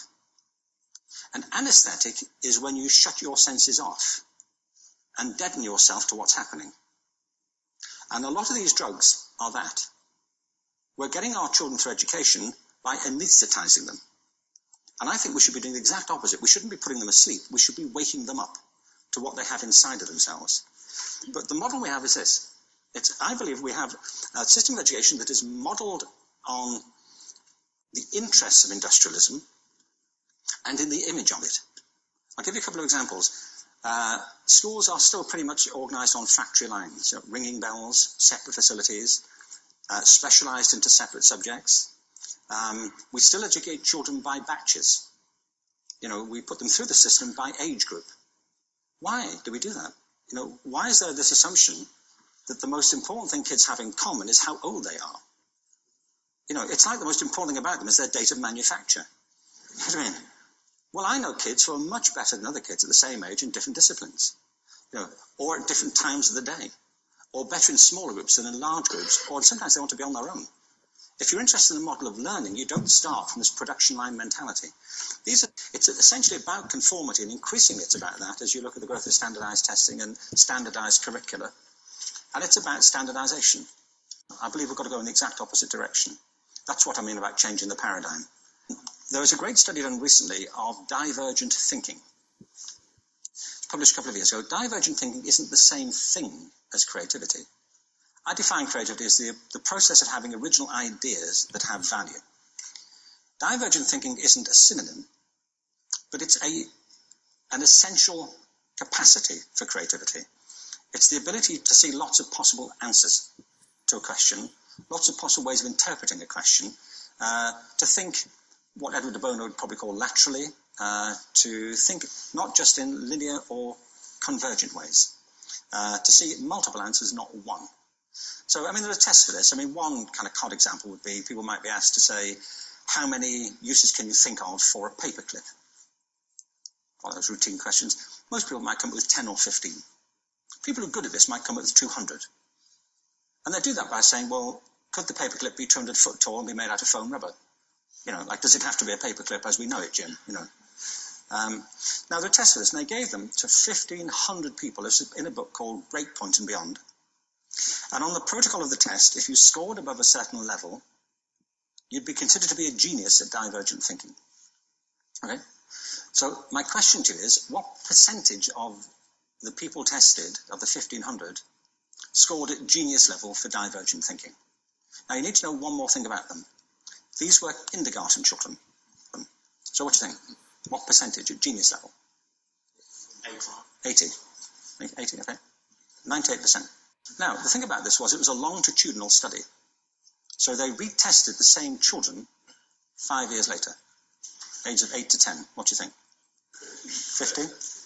They retested them again 5 years later, ages 13 to 15. You can see a trend here, can't you? Now, this tells an interesting story, because you could have imagined it going the other way, couldn't you? You start off not being very good, but you get better as you get older. But this shows two things. One is we all have this capacity. And two, it mostly deteriorates. Now, a lot of things have happened to these kids as they've grown up. A lot. But one of the most important things that happened to them, I'm convinced, is that by now they've become educated. You know, they've spent 10 years at school being told there's one answer, it's at the back. And don't look. And don't copy, because that's cheating. I mean, outside schools, that's called collaboration, you know, but inside schools. Now, this isn't because teachers want it this way, it's just because it happens that way. It's because it's in the gene pool of education. We have to think differently about human capacity. We have to get over this old conception of academic, non-academic, abstract, theoretical, vocational, and see it for what it is, a myth. Secondly, we have to recognize that most great learning happens in groups, that collaboration is the stuff of growth. If we atomize people and separate them and judge them separately, we form a kind of disjunction between them and their natural learning environment. And thirdly, it's crucially about the culture of our institutions, the habits of the institution and the habitats that they occupy.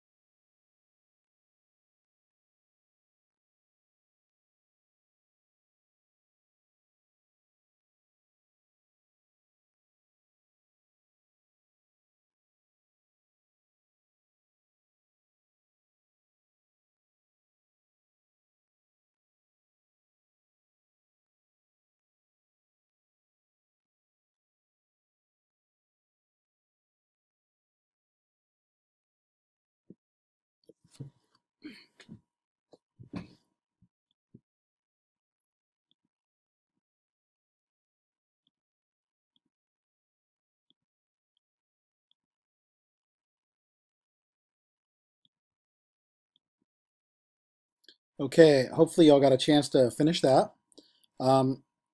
It really is, he really is one of the most dynamic thinkers in education today. One of a handful out there that are pushing the boundaries of what we're, what we are and aren't doing, and of thinking of ways to push the envelope in education. If you get a chance, he has a few TED Talks and other public presentations that he's given on YouTube. You can check any of those out in your free time, all that free time that we all have. This video is going to be the meat on which we do a little writing on in your first blog post. And so what I would like you to do is the first thing I'm asking you to do is to embed this video into your blog post.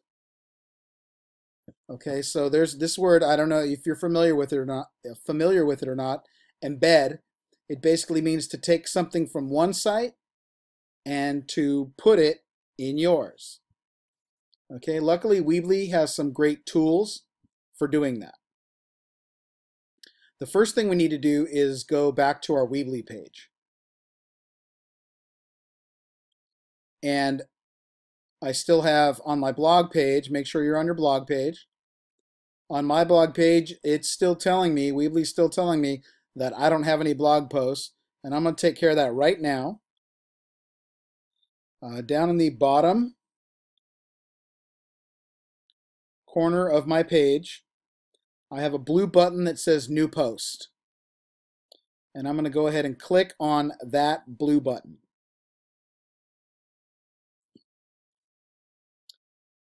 And you can do the same. And then come back to my to the Hangout window.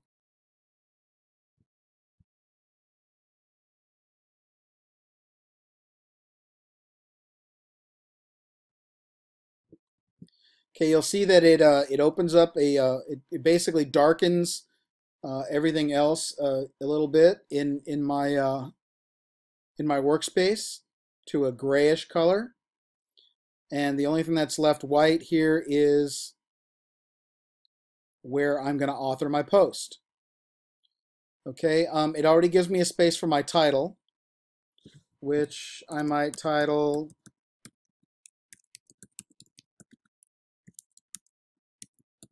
Changing Education Paradigms. It has the date, which is today's date. Tells me there's 0 comments, which is true because I haven't written it yet and nobody's commented on it.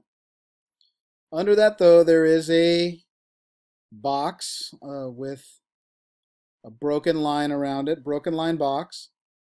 And inside that box it says drag elements here. Drag elements here. Okay, the elements that we drag to make Weebly pages all live over here on the left-hand side. There's a whole bunch of them. Title, text, image, gallery, slideshow, map, embed code. There's a word that we just saw, embed. If I scroll down, there's a divider, there's a spacer, there's a button, there's a search bar, but that has a star on it. Anything with a star on it is a paid feature, so we don't have access to that because we're doing it for free. HD video and audio, those also have stars on them, so we don't get to use those either. Document, YouTube, Flash, File, we have more too. Block quote, poll, contact form, social icons. So we've got a bunch of different elements, or building blocks as I call them, that we can drag into this box. Well, the first thing that we're dragging into this box that I've asked you to put in here is to embed the video. And that's what we're going to do. And I'm going to show you 2 different ways to embed things into a Weebly post, or Weebly, into a Weebly Weebly site. Okay. First and easiest way to pop in a YouTube video is to actually get the URL. Well, let me show you from here. Okay, so in my web page, if you're looking at the Hangout screen, in my web page, this video is embedded.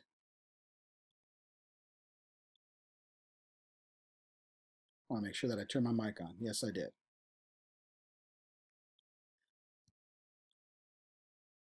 Okay, so I've embedded this video into my web page.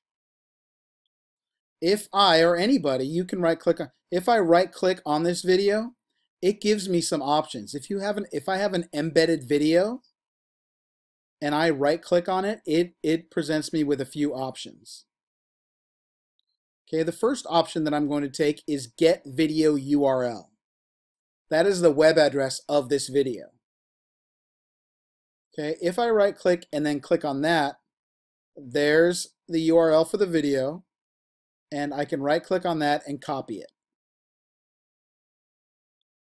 Or I can always just click on this the YouTube symbol down here where it says watch on YouTube, and when I click on that, it'll open it up in a new window, and I can just highlight the URL there and copy it. Either way. Okay, but I'm basically copying the web address or the URL of that YouTube video. So go ahead and do that.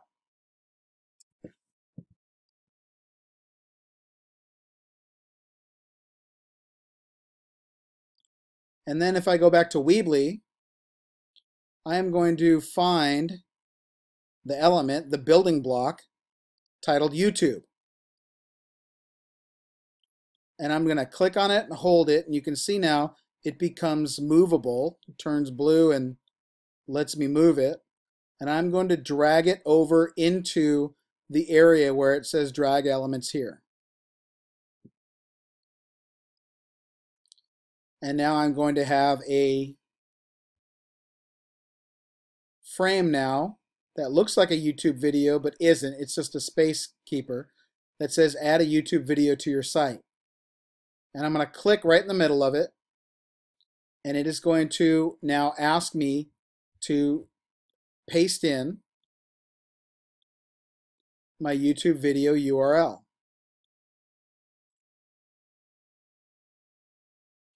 And when I paste it in there and then click outside of it, now that video is embedded in my post.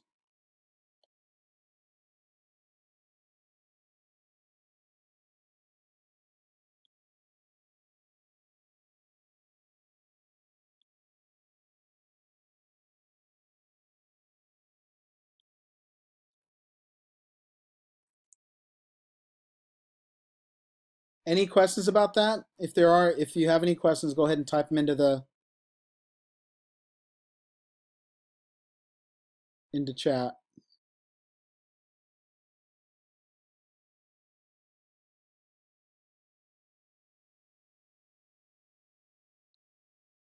If you've embedded your YouTube video, type in done.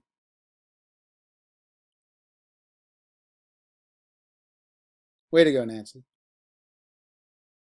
Diane, Christiana, awesome.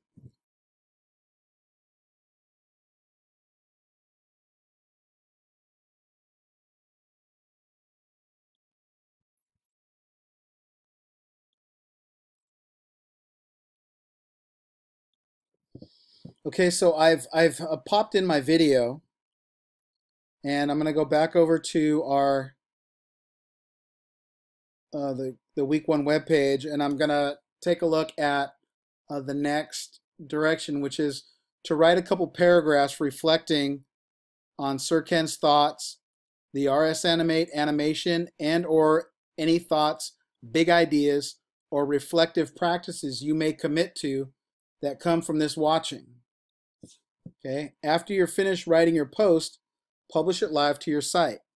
And before class next week, I will have a blog roll up on the site and would like you to respond to the blog post of at least 2 of your classmates. Okay, so this is the real power behind a blog, is that people are reading what you're writing and they're responding to it. Okay, whenever I have kids blogging, okay, that's why I have them blogging. I have them blogging for their peers to read, and then have their peers, I have them responding to each other. Okay, writing for an authentic audience. Okay, I'm not going to have you write on it tonight. I want you to be able to munch on it in your brain a little longer than just a few minutes, and then write a well-crafted couple of paragraphs or two, a paragraph or two. But this is going to be your job this week. So I'm just going to capture a little bit of text here so I can kind of show you how this works now. Back on my Weebly site, and if I'm going to do some writing on this, then I have to bring over a building block that allows me to write. And the one building block that allows you to write is a text block. So just like I did with the YouTube block, I'm going to click on that text block, I'm going to hold it down, and I'm going to drag it. I have some options now. If you're watching the Hangout screen, you can see as I hold that text box under the video, there is a blue line that shows up under the video, and that lets me know that that text box is going to go under the video. If I come over to, if I go above it, you can see now that that blue line has moved above the video. It also works on the sides. If I move over to the side now, you can see that it'll drop that text box on the side of the video. Or, again, on the left side, same thing. So I'm going to drop it below it. Okay, that keeps the video nice and big, but it also gives me a place underneath now where it says click here to edit. That's now my text box. And if I click in there, I just grabbed some text from my site. I pasted it in there now. Okay. And let's say that I want 2 paragraphs. I'm going to just go ahead and paste it in there twice. So there's my short blog post on Ken Robinson's video. Okay. The cool thing and the great thing about design in Weebly is that things are never permanent. Okay, if you can see in it, it shows up kind of lightly, but as I hover over my text box, and I'm going to magnify this, you can see that some things come to life here. First of all, the box is surrounded, the text box is surrounded by a light blue box. In that box, there is in one corner a little box with an arrow in it that allows me to copy or move this to another page. There is also this little box in the middle with some dots in it. And my cursor turns into crossed lines with the arrowheads on each end. That allows me to move this box anywhere I want. And then there's a box on the end that has a little X in it, and that allows me to delete this box. The cool thing about Weebly now is that, let's say I don't necessarily like the setup of this with a really big video and the text underneath it. I want to see what it looks like with the text and the video side by side. So if I click on this middle box here with the little dots in it, and I move it around, you can see those blue lines show back up. And if I drop it over here on the side, it'll show me what it looks like if I have the video and the text here side by side. Or if I want to try it out on the other side,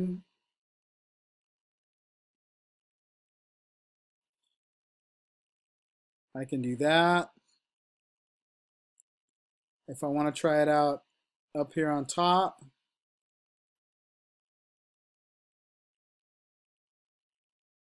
I can get rid of that spacer so it'll be full size again.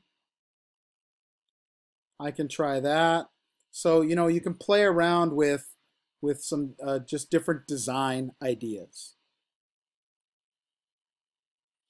Okay, and once you have it all put together, you have your writing down, you have your the video embedded.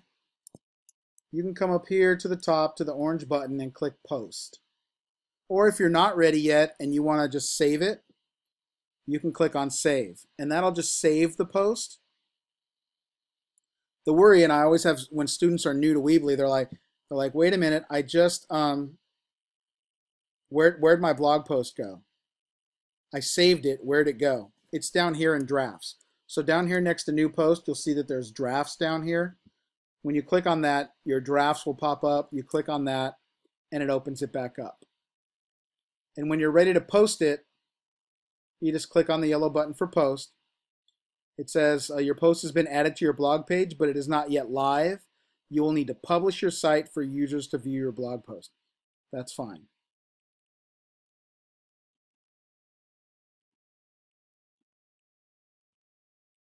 Okay, so now here's my blog page with this on, and so I'm going to go ahead and publish my site. Yes, I want to keep it as a subdomain of Weebly.com, so I'm going to click continue. It's going to publish it. I'm going to close this. And now you can see here on my blog page, I have my first blog post right here with my writing and my video embedded. And now over here in my archives, I actually have something. I have September 2015, this blog post here.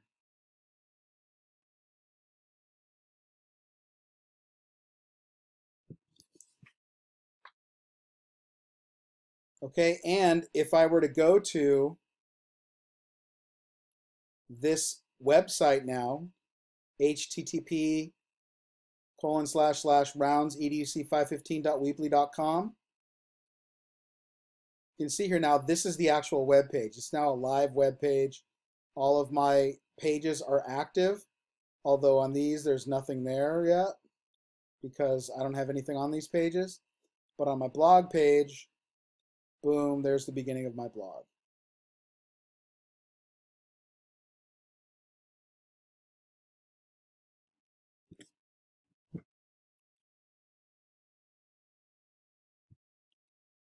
Can you change the Weebly? Oh yeah, sorry, Josh. Can you change the Weebly address? That is a good question. I think that once it's there, let's see. If I go to settings, yes, I can change that. So there's a site address. So if you go up to settings and you see your site address is here, if you go to change it, it'll open up this window and yeah, you can go in and change it.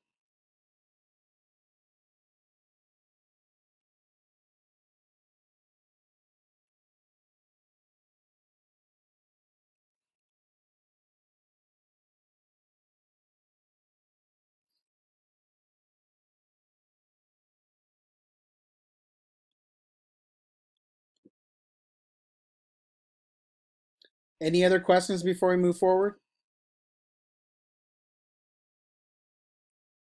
You guys need a little 15-minute break?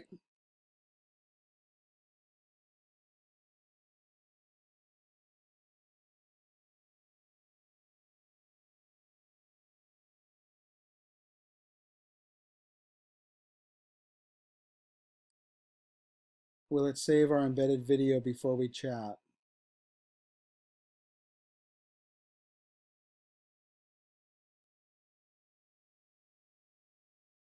Yeah, it'll, as long as you save that page, it'll save it. It's not as intuitive as like some Google tools where if you embed something and you would need to save that post.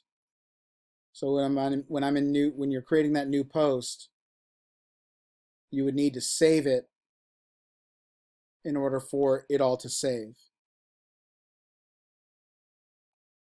One of the practices that I always have my students commit to is in their Google Drive, before they post something, before they write something in a blog post, I have them create a new Google Doc or just a continued Google Doc. And then, you know, they would title that doc blog post, and I'll have them write their blog posts in a Google Doc before they put it in their blog, and then have them just copy and in a text box paste it into their Weebly blog, so that they will always have, because I know that everything in their Google Doc, in their Google Drive, everything will save all the time, no matter what. So this is a fail safe, because you know I've had situations where you know you have kids working on some writing in a blog, and all of a sudden you know anything can happen. The computer does a self-update and restarts or something like that, and in Weebly that writing won't remain if you haven't clicked save. So you know that I've come up against that, and as a remedy to that, a classroom practices have them write their blog posts in a Google Doc beforehand, and then just copy and paste it into Weebly.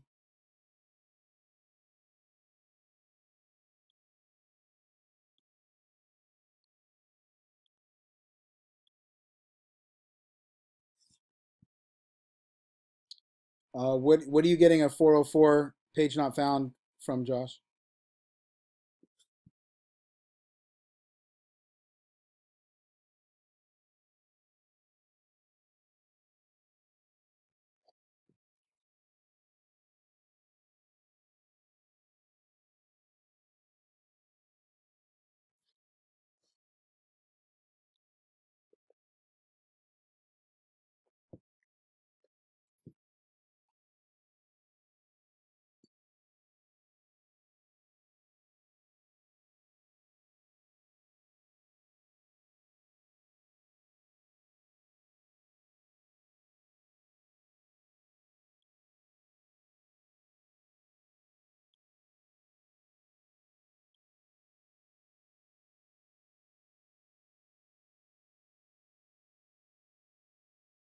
Okay, cool.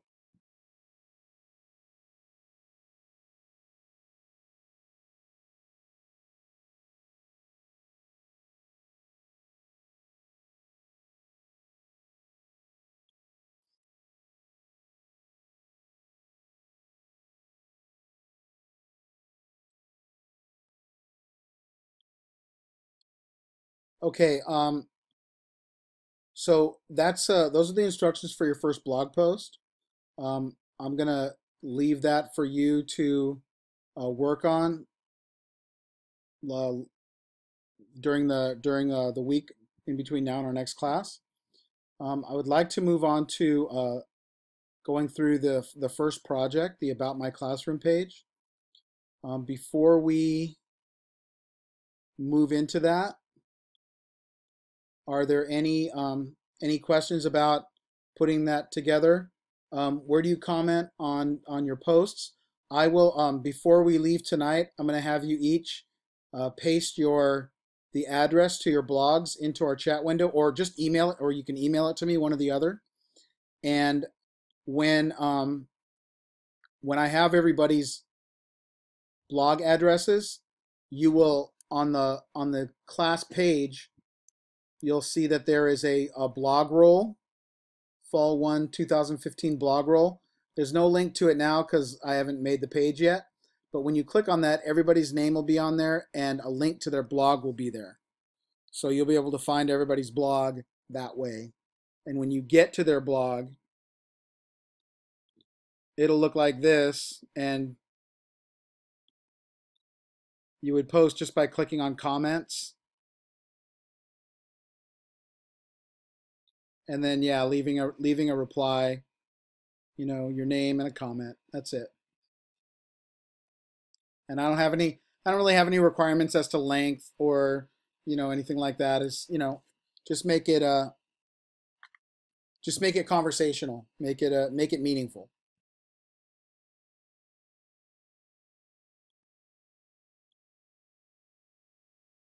Okay, any other questions before we jump forward?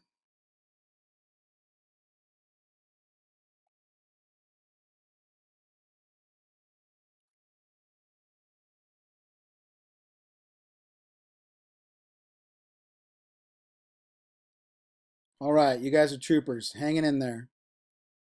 Okay, so this week's project is an About My Classroom page. And we've got a couple different components here.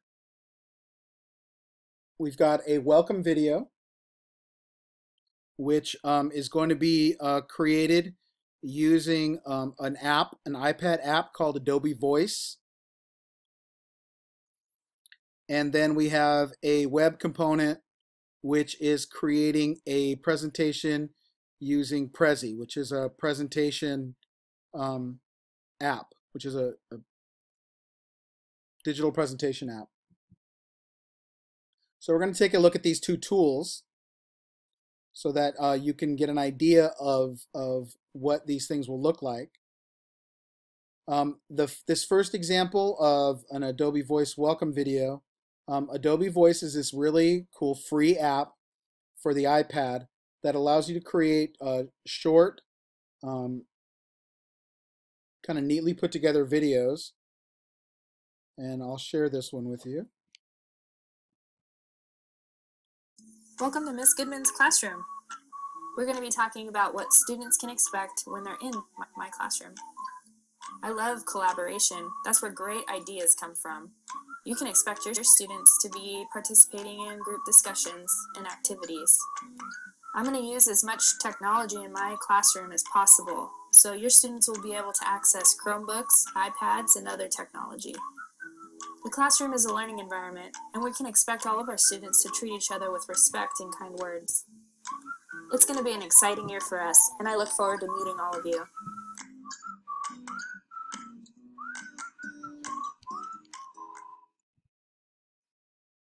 Okay, so Adobe Voice is, like I said, a cool little app that allows you to create simple videos like that in a couple minutes, honestly.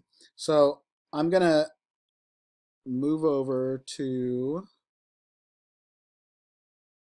my iPad, hopefully.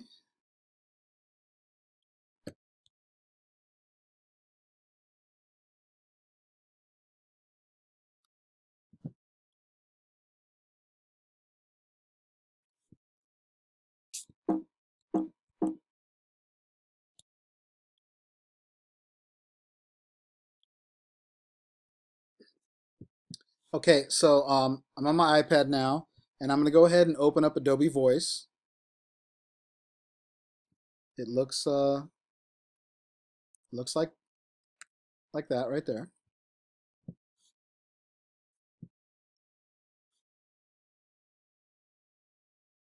Okay, I have a few on here. I'm going to go ahead and click up here. When you first open the app, it's going to give you this option to create a new story. And it's going to it'll help you build a I got to make sure that you guys can actually still see this. Before I start, sometimes when I go full screen, were you guys okay? So you were able to see the iPad and all that? Okay, cool. Okay, it gives you the opportunity to tell them what your story's about. So I might, in this, type in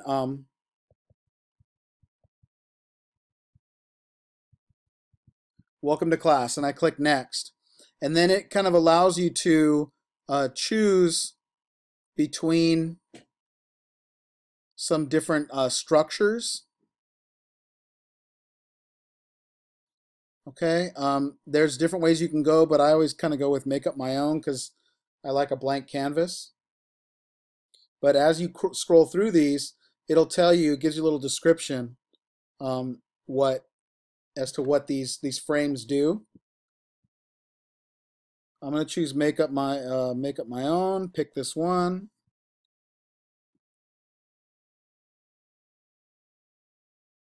And so what it starts with is a blank screen.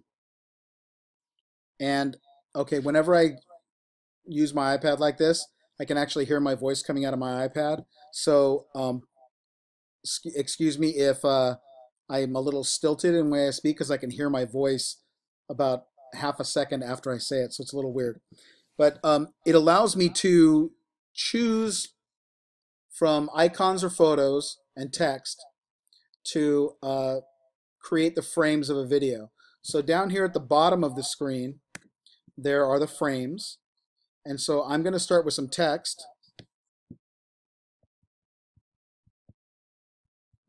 Welcome to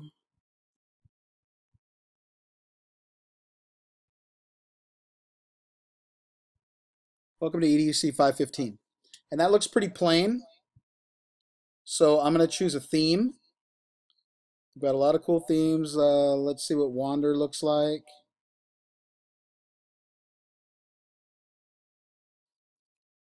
Kind of groovy. Let's see. There's a few other ones here. A lot of other ones here.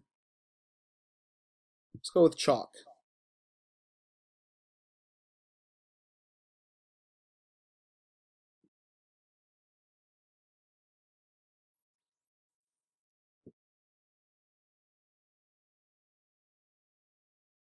Okay, so that looks like a little chalkboard. I'm down with that.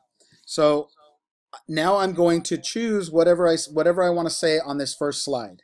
And it can be something as simple as this. I hold to record. Welcome to EDUC 515. And when I'm done talking, then I take my finger off the button. Next is I'm going to press the little plus sign down here. And I'm going to add a new frame. And in this one, let's say I want an icon. So I'm going to click on icon. And it's going to give me a search. Let's say I want to type in computer.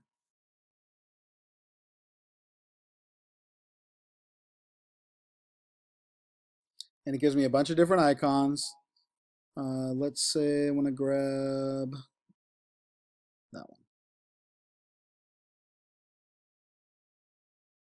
And it's really cool because the icons will change themselves to fit your theme. So now I'm going to hold and record this one. In EDUC 515, we'll be learning all about technology. Okay, add another slide, add another icon. Let's say this time I want an iPad.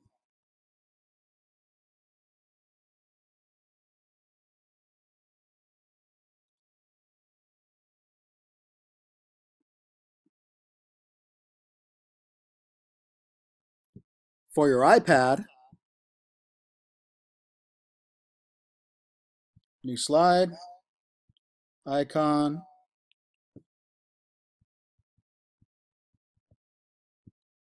let's do a little search for smartphone.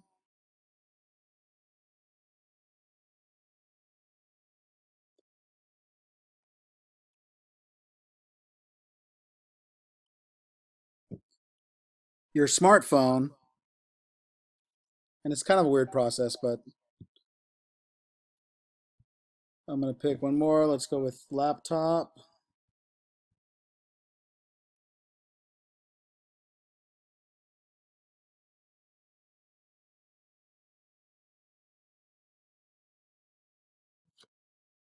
And your laptop.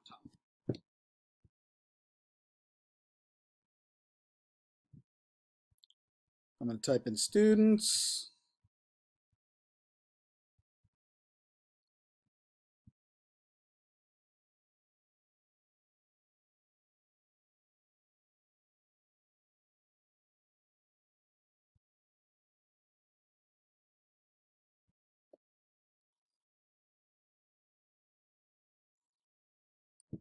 And how we can use all those tools to make our students successful.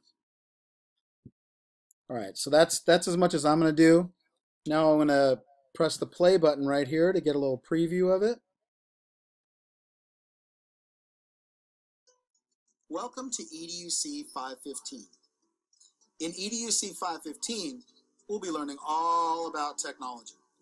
For your iPad, your smartphone, and your laptop. And how we can use all those tools to make our students successful.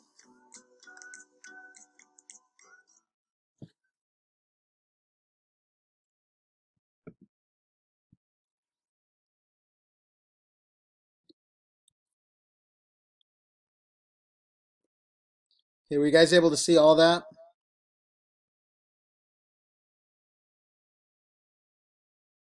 Cool. So it's a super easy app to use. The most challenging thing about it is this, and is actually getting it onto a web page. And I'll share that with you right now. So I'm going to go back to the iPad here real quick. And when I'm ready to share it, it gives me this orange share button. If I click on share, it gives me a few different options here. I think it's the clipboard.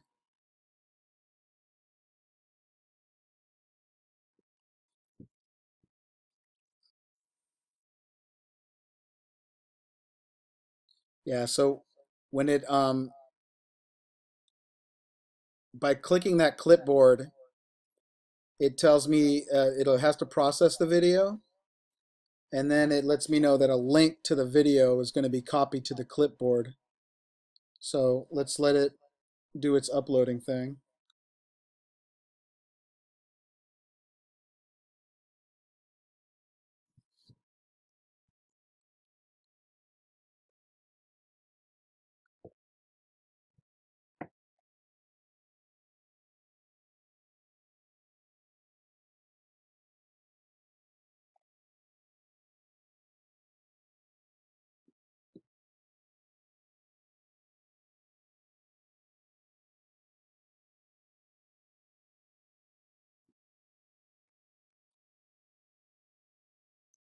No, my screen's not frozen, it's just sitting there.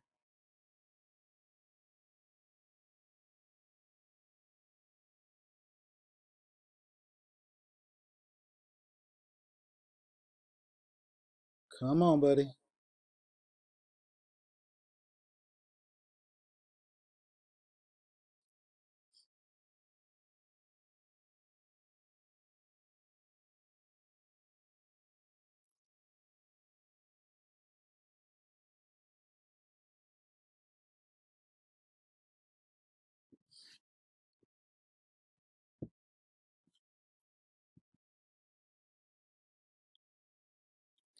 It might be taking that a couple minutes, so I'll let it do its thing for a couple minutes while we move forward. And if it doesn't want to cooperate with me now,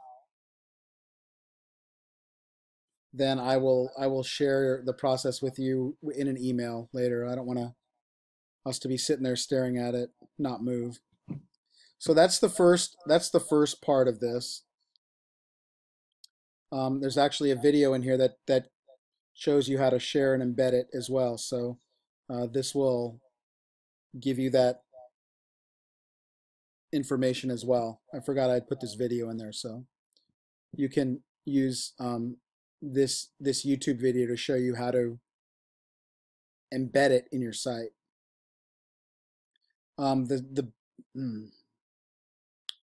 Let me.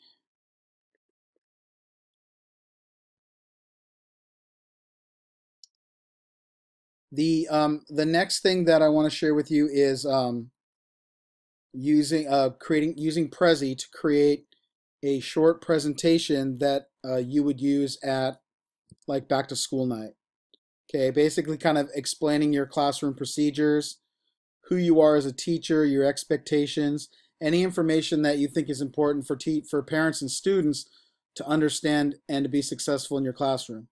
Those of you that are currently in the classroom, okay, this is the process that you may have already undergone.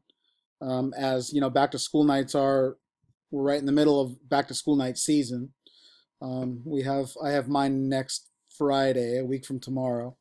But I went to both of my kids, 2 different back to school nights last week for my kids.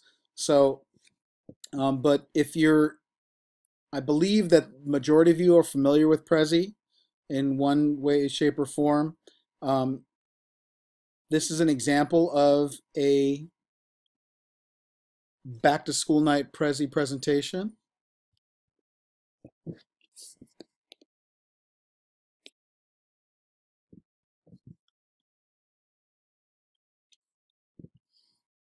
It's getting revved up down here.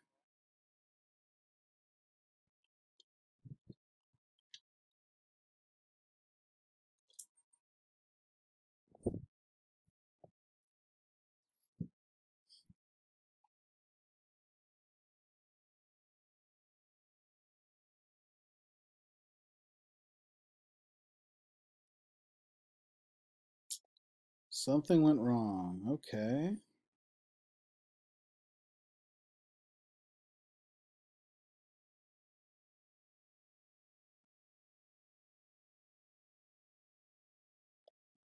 See if I can refresh the page and maybe get that back up. I think my internet may be unhappy with me right now.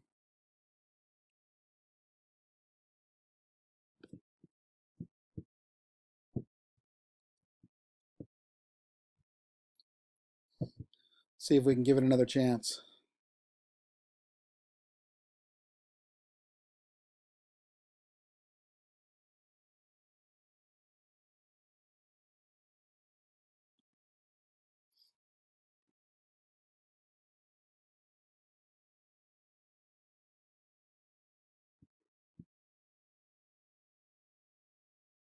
All right, well, let's do this then. Let's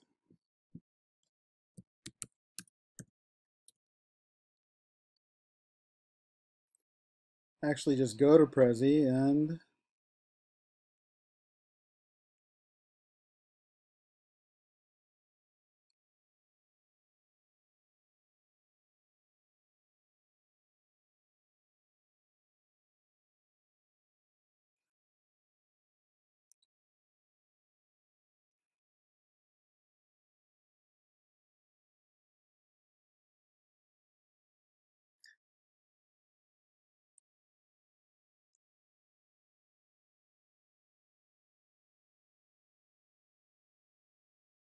okay, we're going to go ahead and start ourselves a new Prezi, just so that you can kind of take a look at the framework of it, and I'll give you a little tour around it.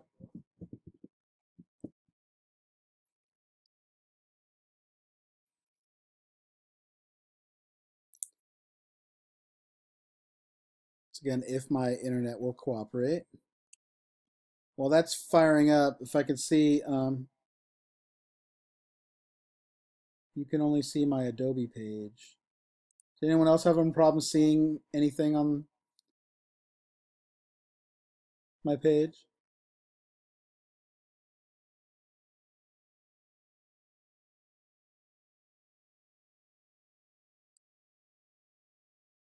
Okay, let me take off my screen share, jump back on it. How are we doing now? Better?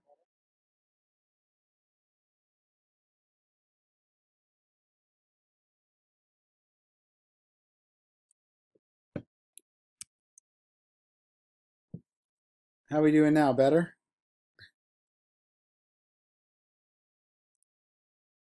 No? Oh my gosh, okay.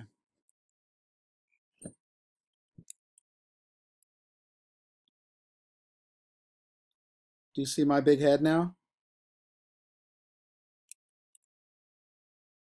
Okay, let's go back to screen share. Now do you see our Hangout page?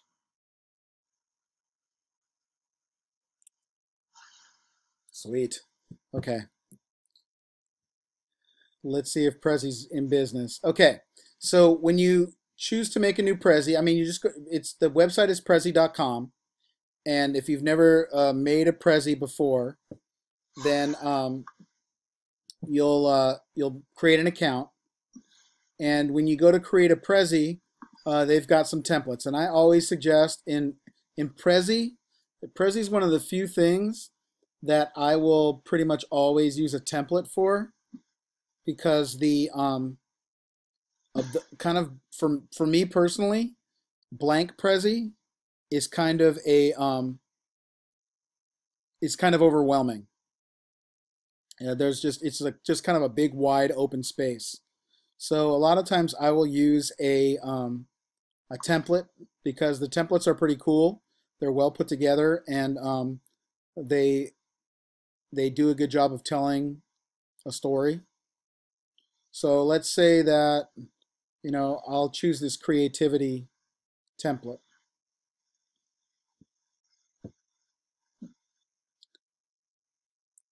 And the way that Prezi works, and I'm talking about Prezi like it's something that, as if it were something that you've never used before, because I know that a couple of you had very limited experience with it. But basically, if you're used to Google Slides or PowerPoint, it's the same idea, except it's non-linear, where Google Slides and PowerPoint go from slide to slide to slide to slide. Prezi gives you the ability to kind of move around and jump around. Although they have a framework over here where you can see where each of your slides go by clicking over here on the left hand side. You can see kind of where they jump around. Okay, so if I'm all the way out here, I can click and add the title. Mr. Round's class, and when I come in here to 2, then I can, talk about classroom culture. And in this bubble, we can talk about,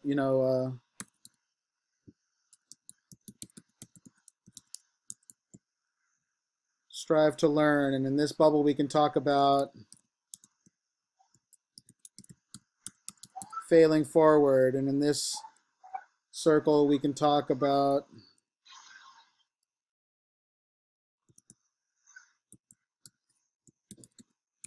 inventive spaces. And so anything that you want to share about your classroom culture, you can bring into this this Prezi. You can bring in, by inserting images, you can bring in pictures, either things that you search for. So if it's something that if you don't have a classroom, you don't have pictures of people in your classroom, you can always just kind of bring in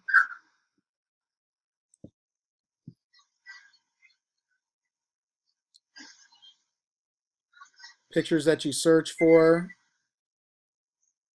Okay, clicking here, clicking to add text and moving that text around so that it winds up ultimately telling the story of your classroom. And it can be classroom rules, classroom procedures, different things like that. And I will find out why this Prezi example is not working, and drop a couple in there for you just to make sure that you have an example to work from.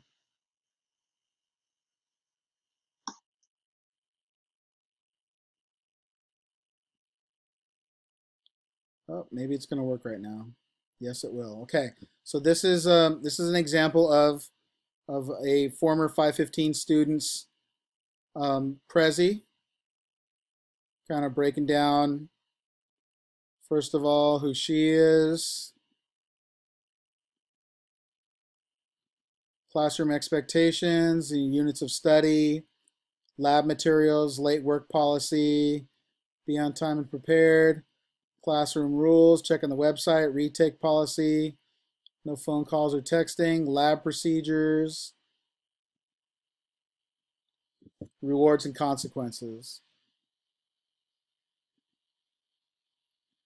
And then the expectations of the school. And that's it. So there's an example of what a page can look like, obviously built from a template. But Prezi's one of those things that if you're using a template and once you get around in it, it's pretty easy to use.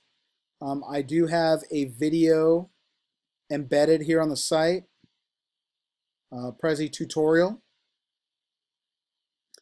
I need to take this webcast off, but when we're finished and I'm able to upload our video to the to YouTube, I will embed the video from tonight here on the bottom of this web page.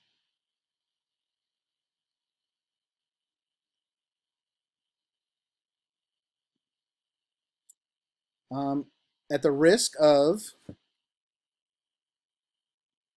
having this seize up again, my video finally came in over here, finished formatting. So my video is ready to share.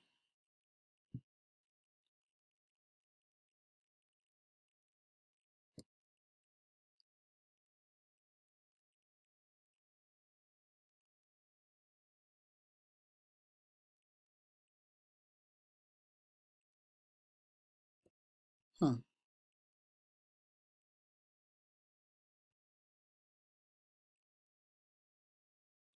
Oh, it's copied to my clipboard.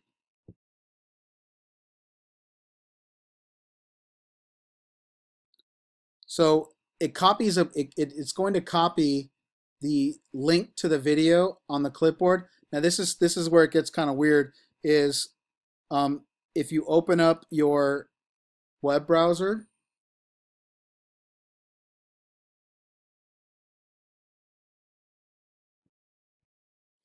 and kind of long press in there and paste. It'll paste the link to the video into your web browser.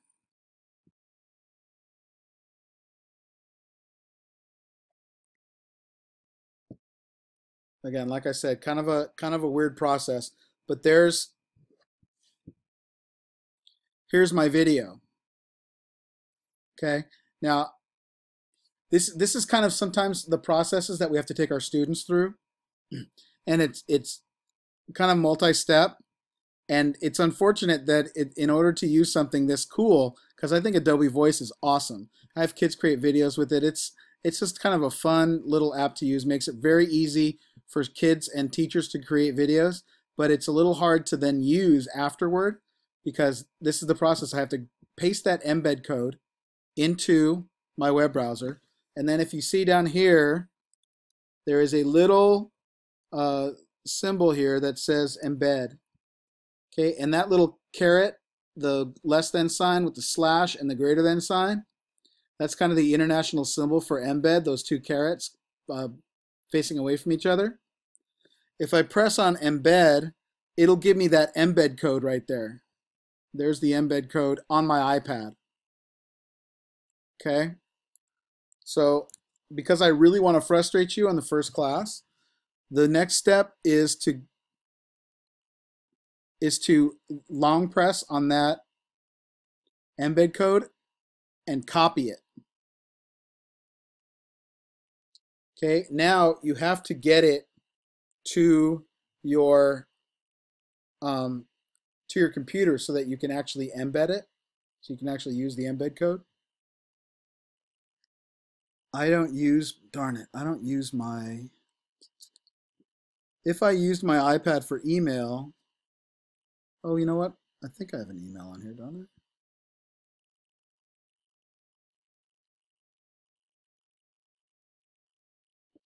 Okay, let me email it to myself. mrounds5@gmail.com. I will long press and I'll paste. And I don't get the embed code. Lovely. See? The technology teacher using technology.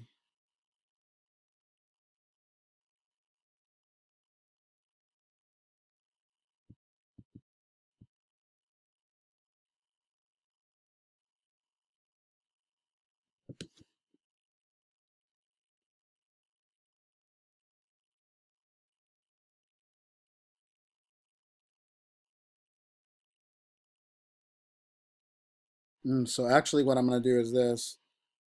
I'm going to select all. I'm going to copy the actual URL, not the embed code, but the URL for my Adobe Voice video. Sorry for putting you all through this right now.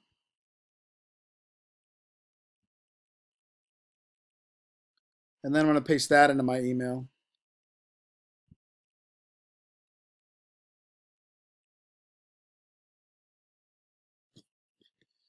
And I'm going to send it.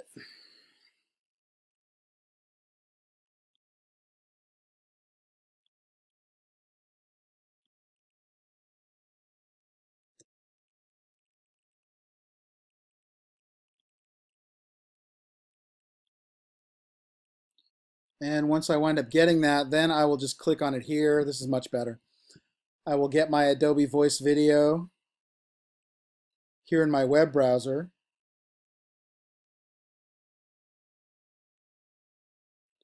And here I have the embed code for that. And so my video, I want to make sure. Welcome to EDUC 515. In EDUC 515, we'll be learning all. Okay, awesome. I click the embed button. It gives me my embed code right here. And I copy it. Now I'm going to go back to my blog, my Weebly blog. And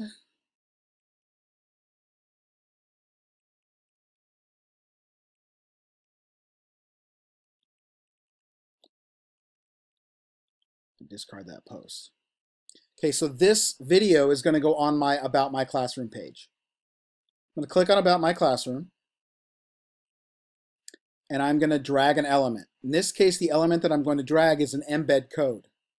Remember I said the little caret with the slash and the other caret on the other side? That's my embed code sign. So I'm going to take that and I'm going to drag it over just like I did with the YouTube and the text building block in that last in my blog post. And here it says click to set custom HTML. HTML stands for Hypertext Markup Language. It's the language of the internet. It's kind of behind every web page you see. And that's what an embed code is. So I'm going to paste in that embed code. Should have an iframe on either end. And in this case, I'll center it. Okay, and so what it'll do here is it should, unless there's some sort of drat involved, which apparently there just was.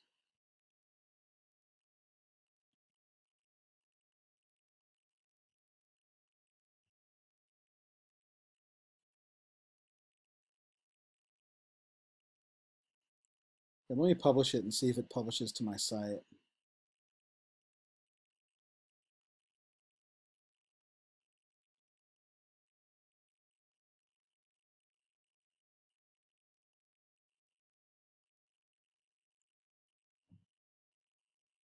Okay, yeah, so it published to my site.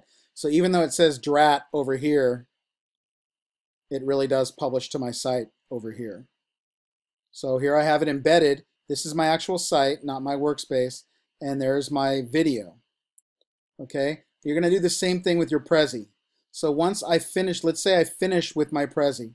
This is my whole Prezi presentation, and it's completely finished and put together. Up here in the top corner, I'm going to exit.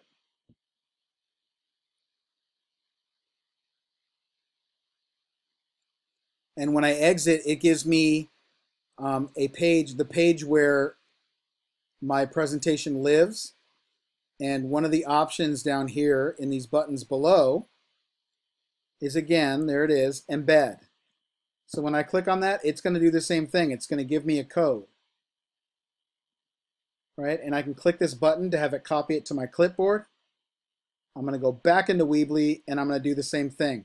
Underneath my video, I'm going to take the embed code block.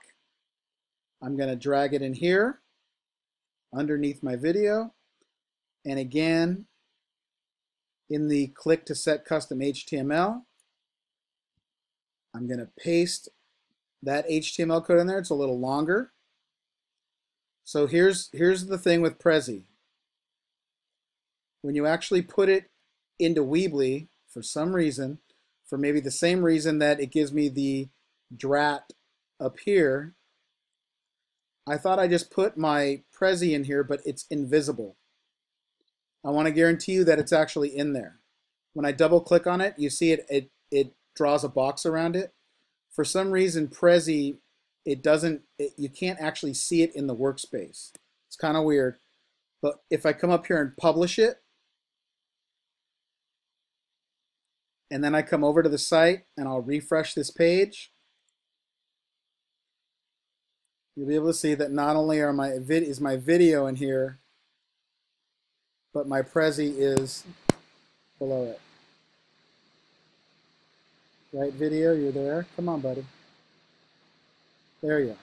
So not only is my video here, but my Prezi's here as well. So when you're finished with your About My Classroom page, you will have your video here, your Prezi here.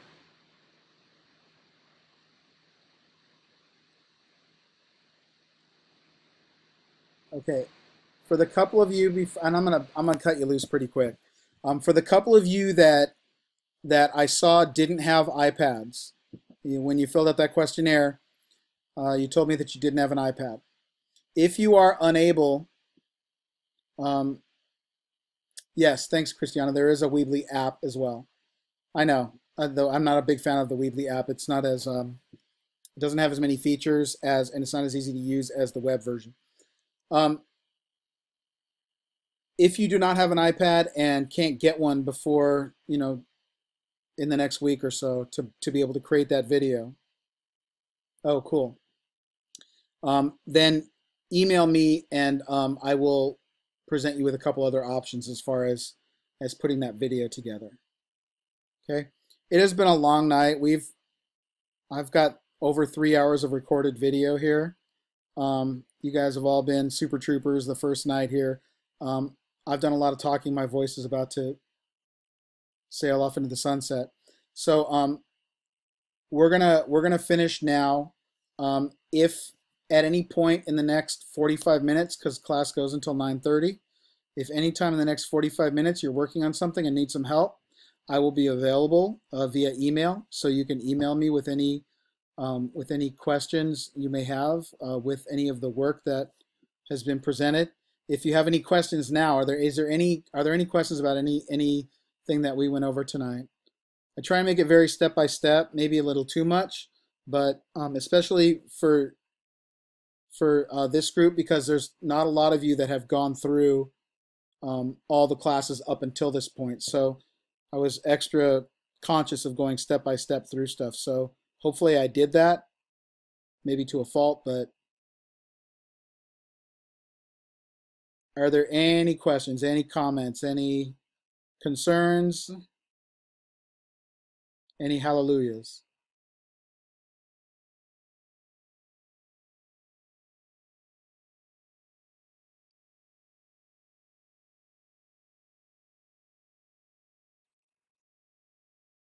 Okay, either you're all frozen or there are none. Okay, so it was great seeing you all in little boxes at the bottom of my screen. And I wish you all success with the work this week. Again, this is kind of full service, so if you run into any problems or have any questions, please don't hesitate to email me. I usually have a device somewhere near my body. I've got my Google phone, I've got my Google Watch, I'm way too connected. So if you're right in the middle of something and freaking out about I don't know how to do this and I need to know how to do it now, just send me an email and I'll help you. If you don't want to send me an email, there's always YouTube. YouTube has all the answers. Believe it. So again, great sort of meeting all of you. Hopefully the internet will be a little better next week and I've been staring at you guys frozen in different forms, so it's been kind of a lot of still lifes down here in the bottom. But yeah, it was good meeting you, and have a great week.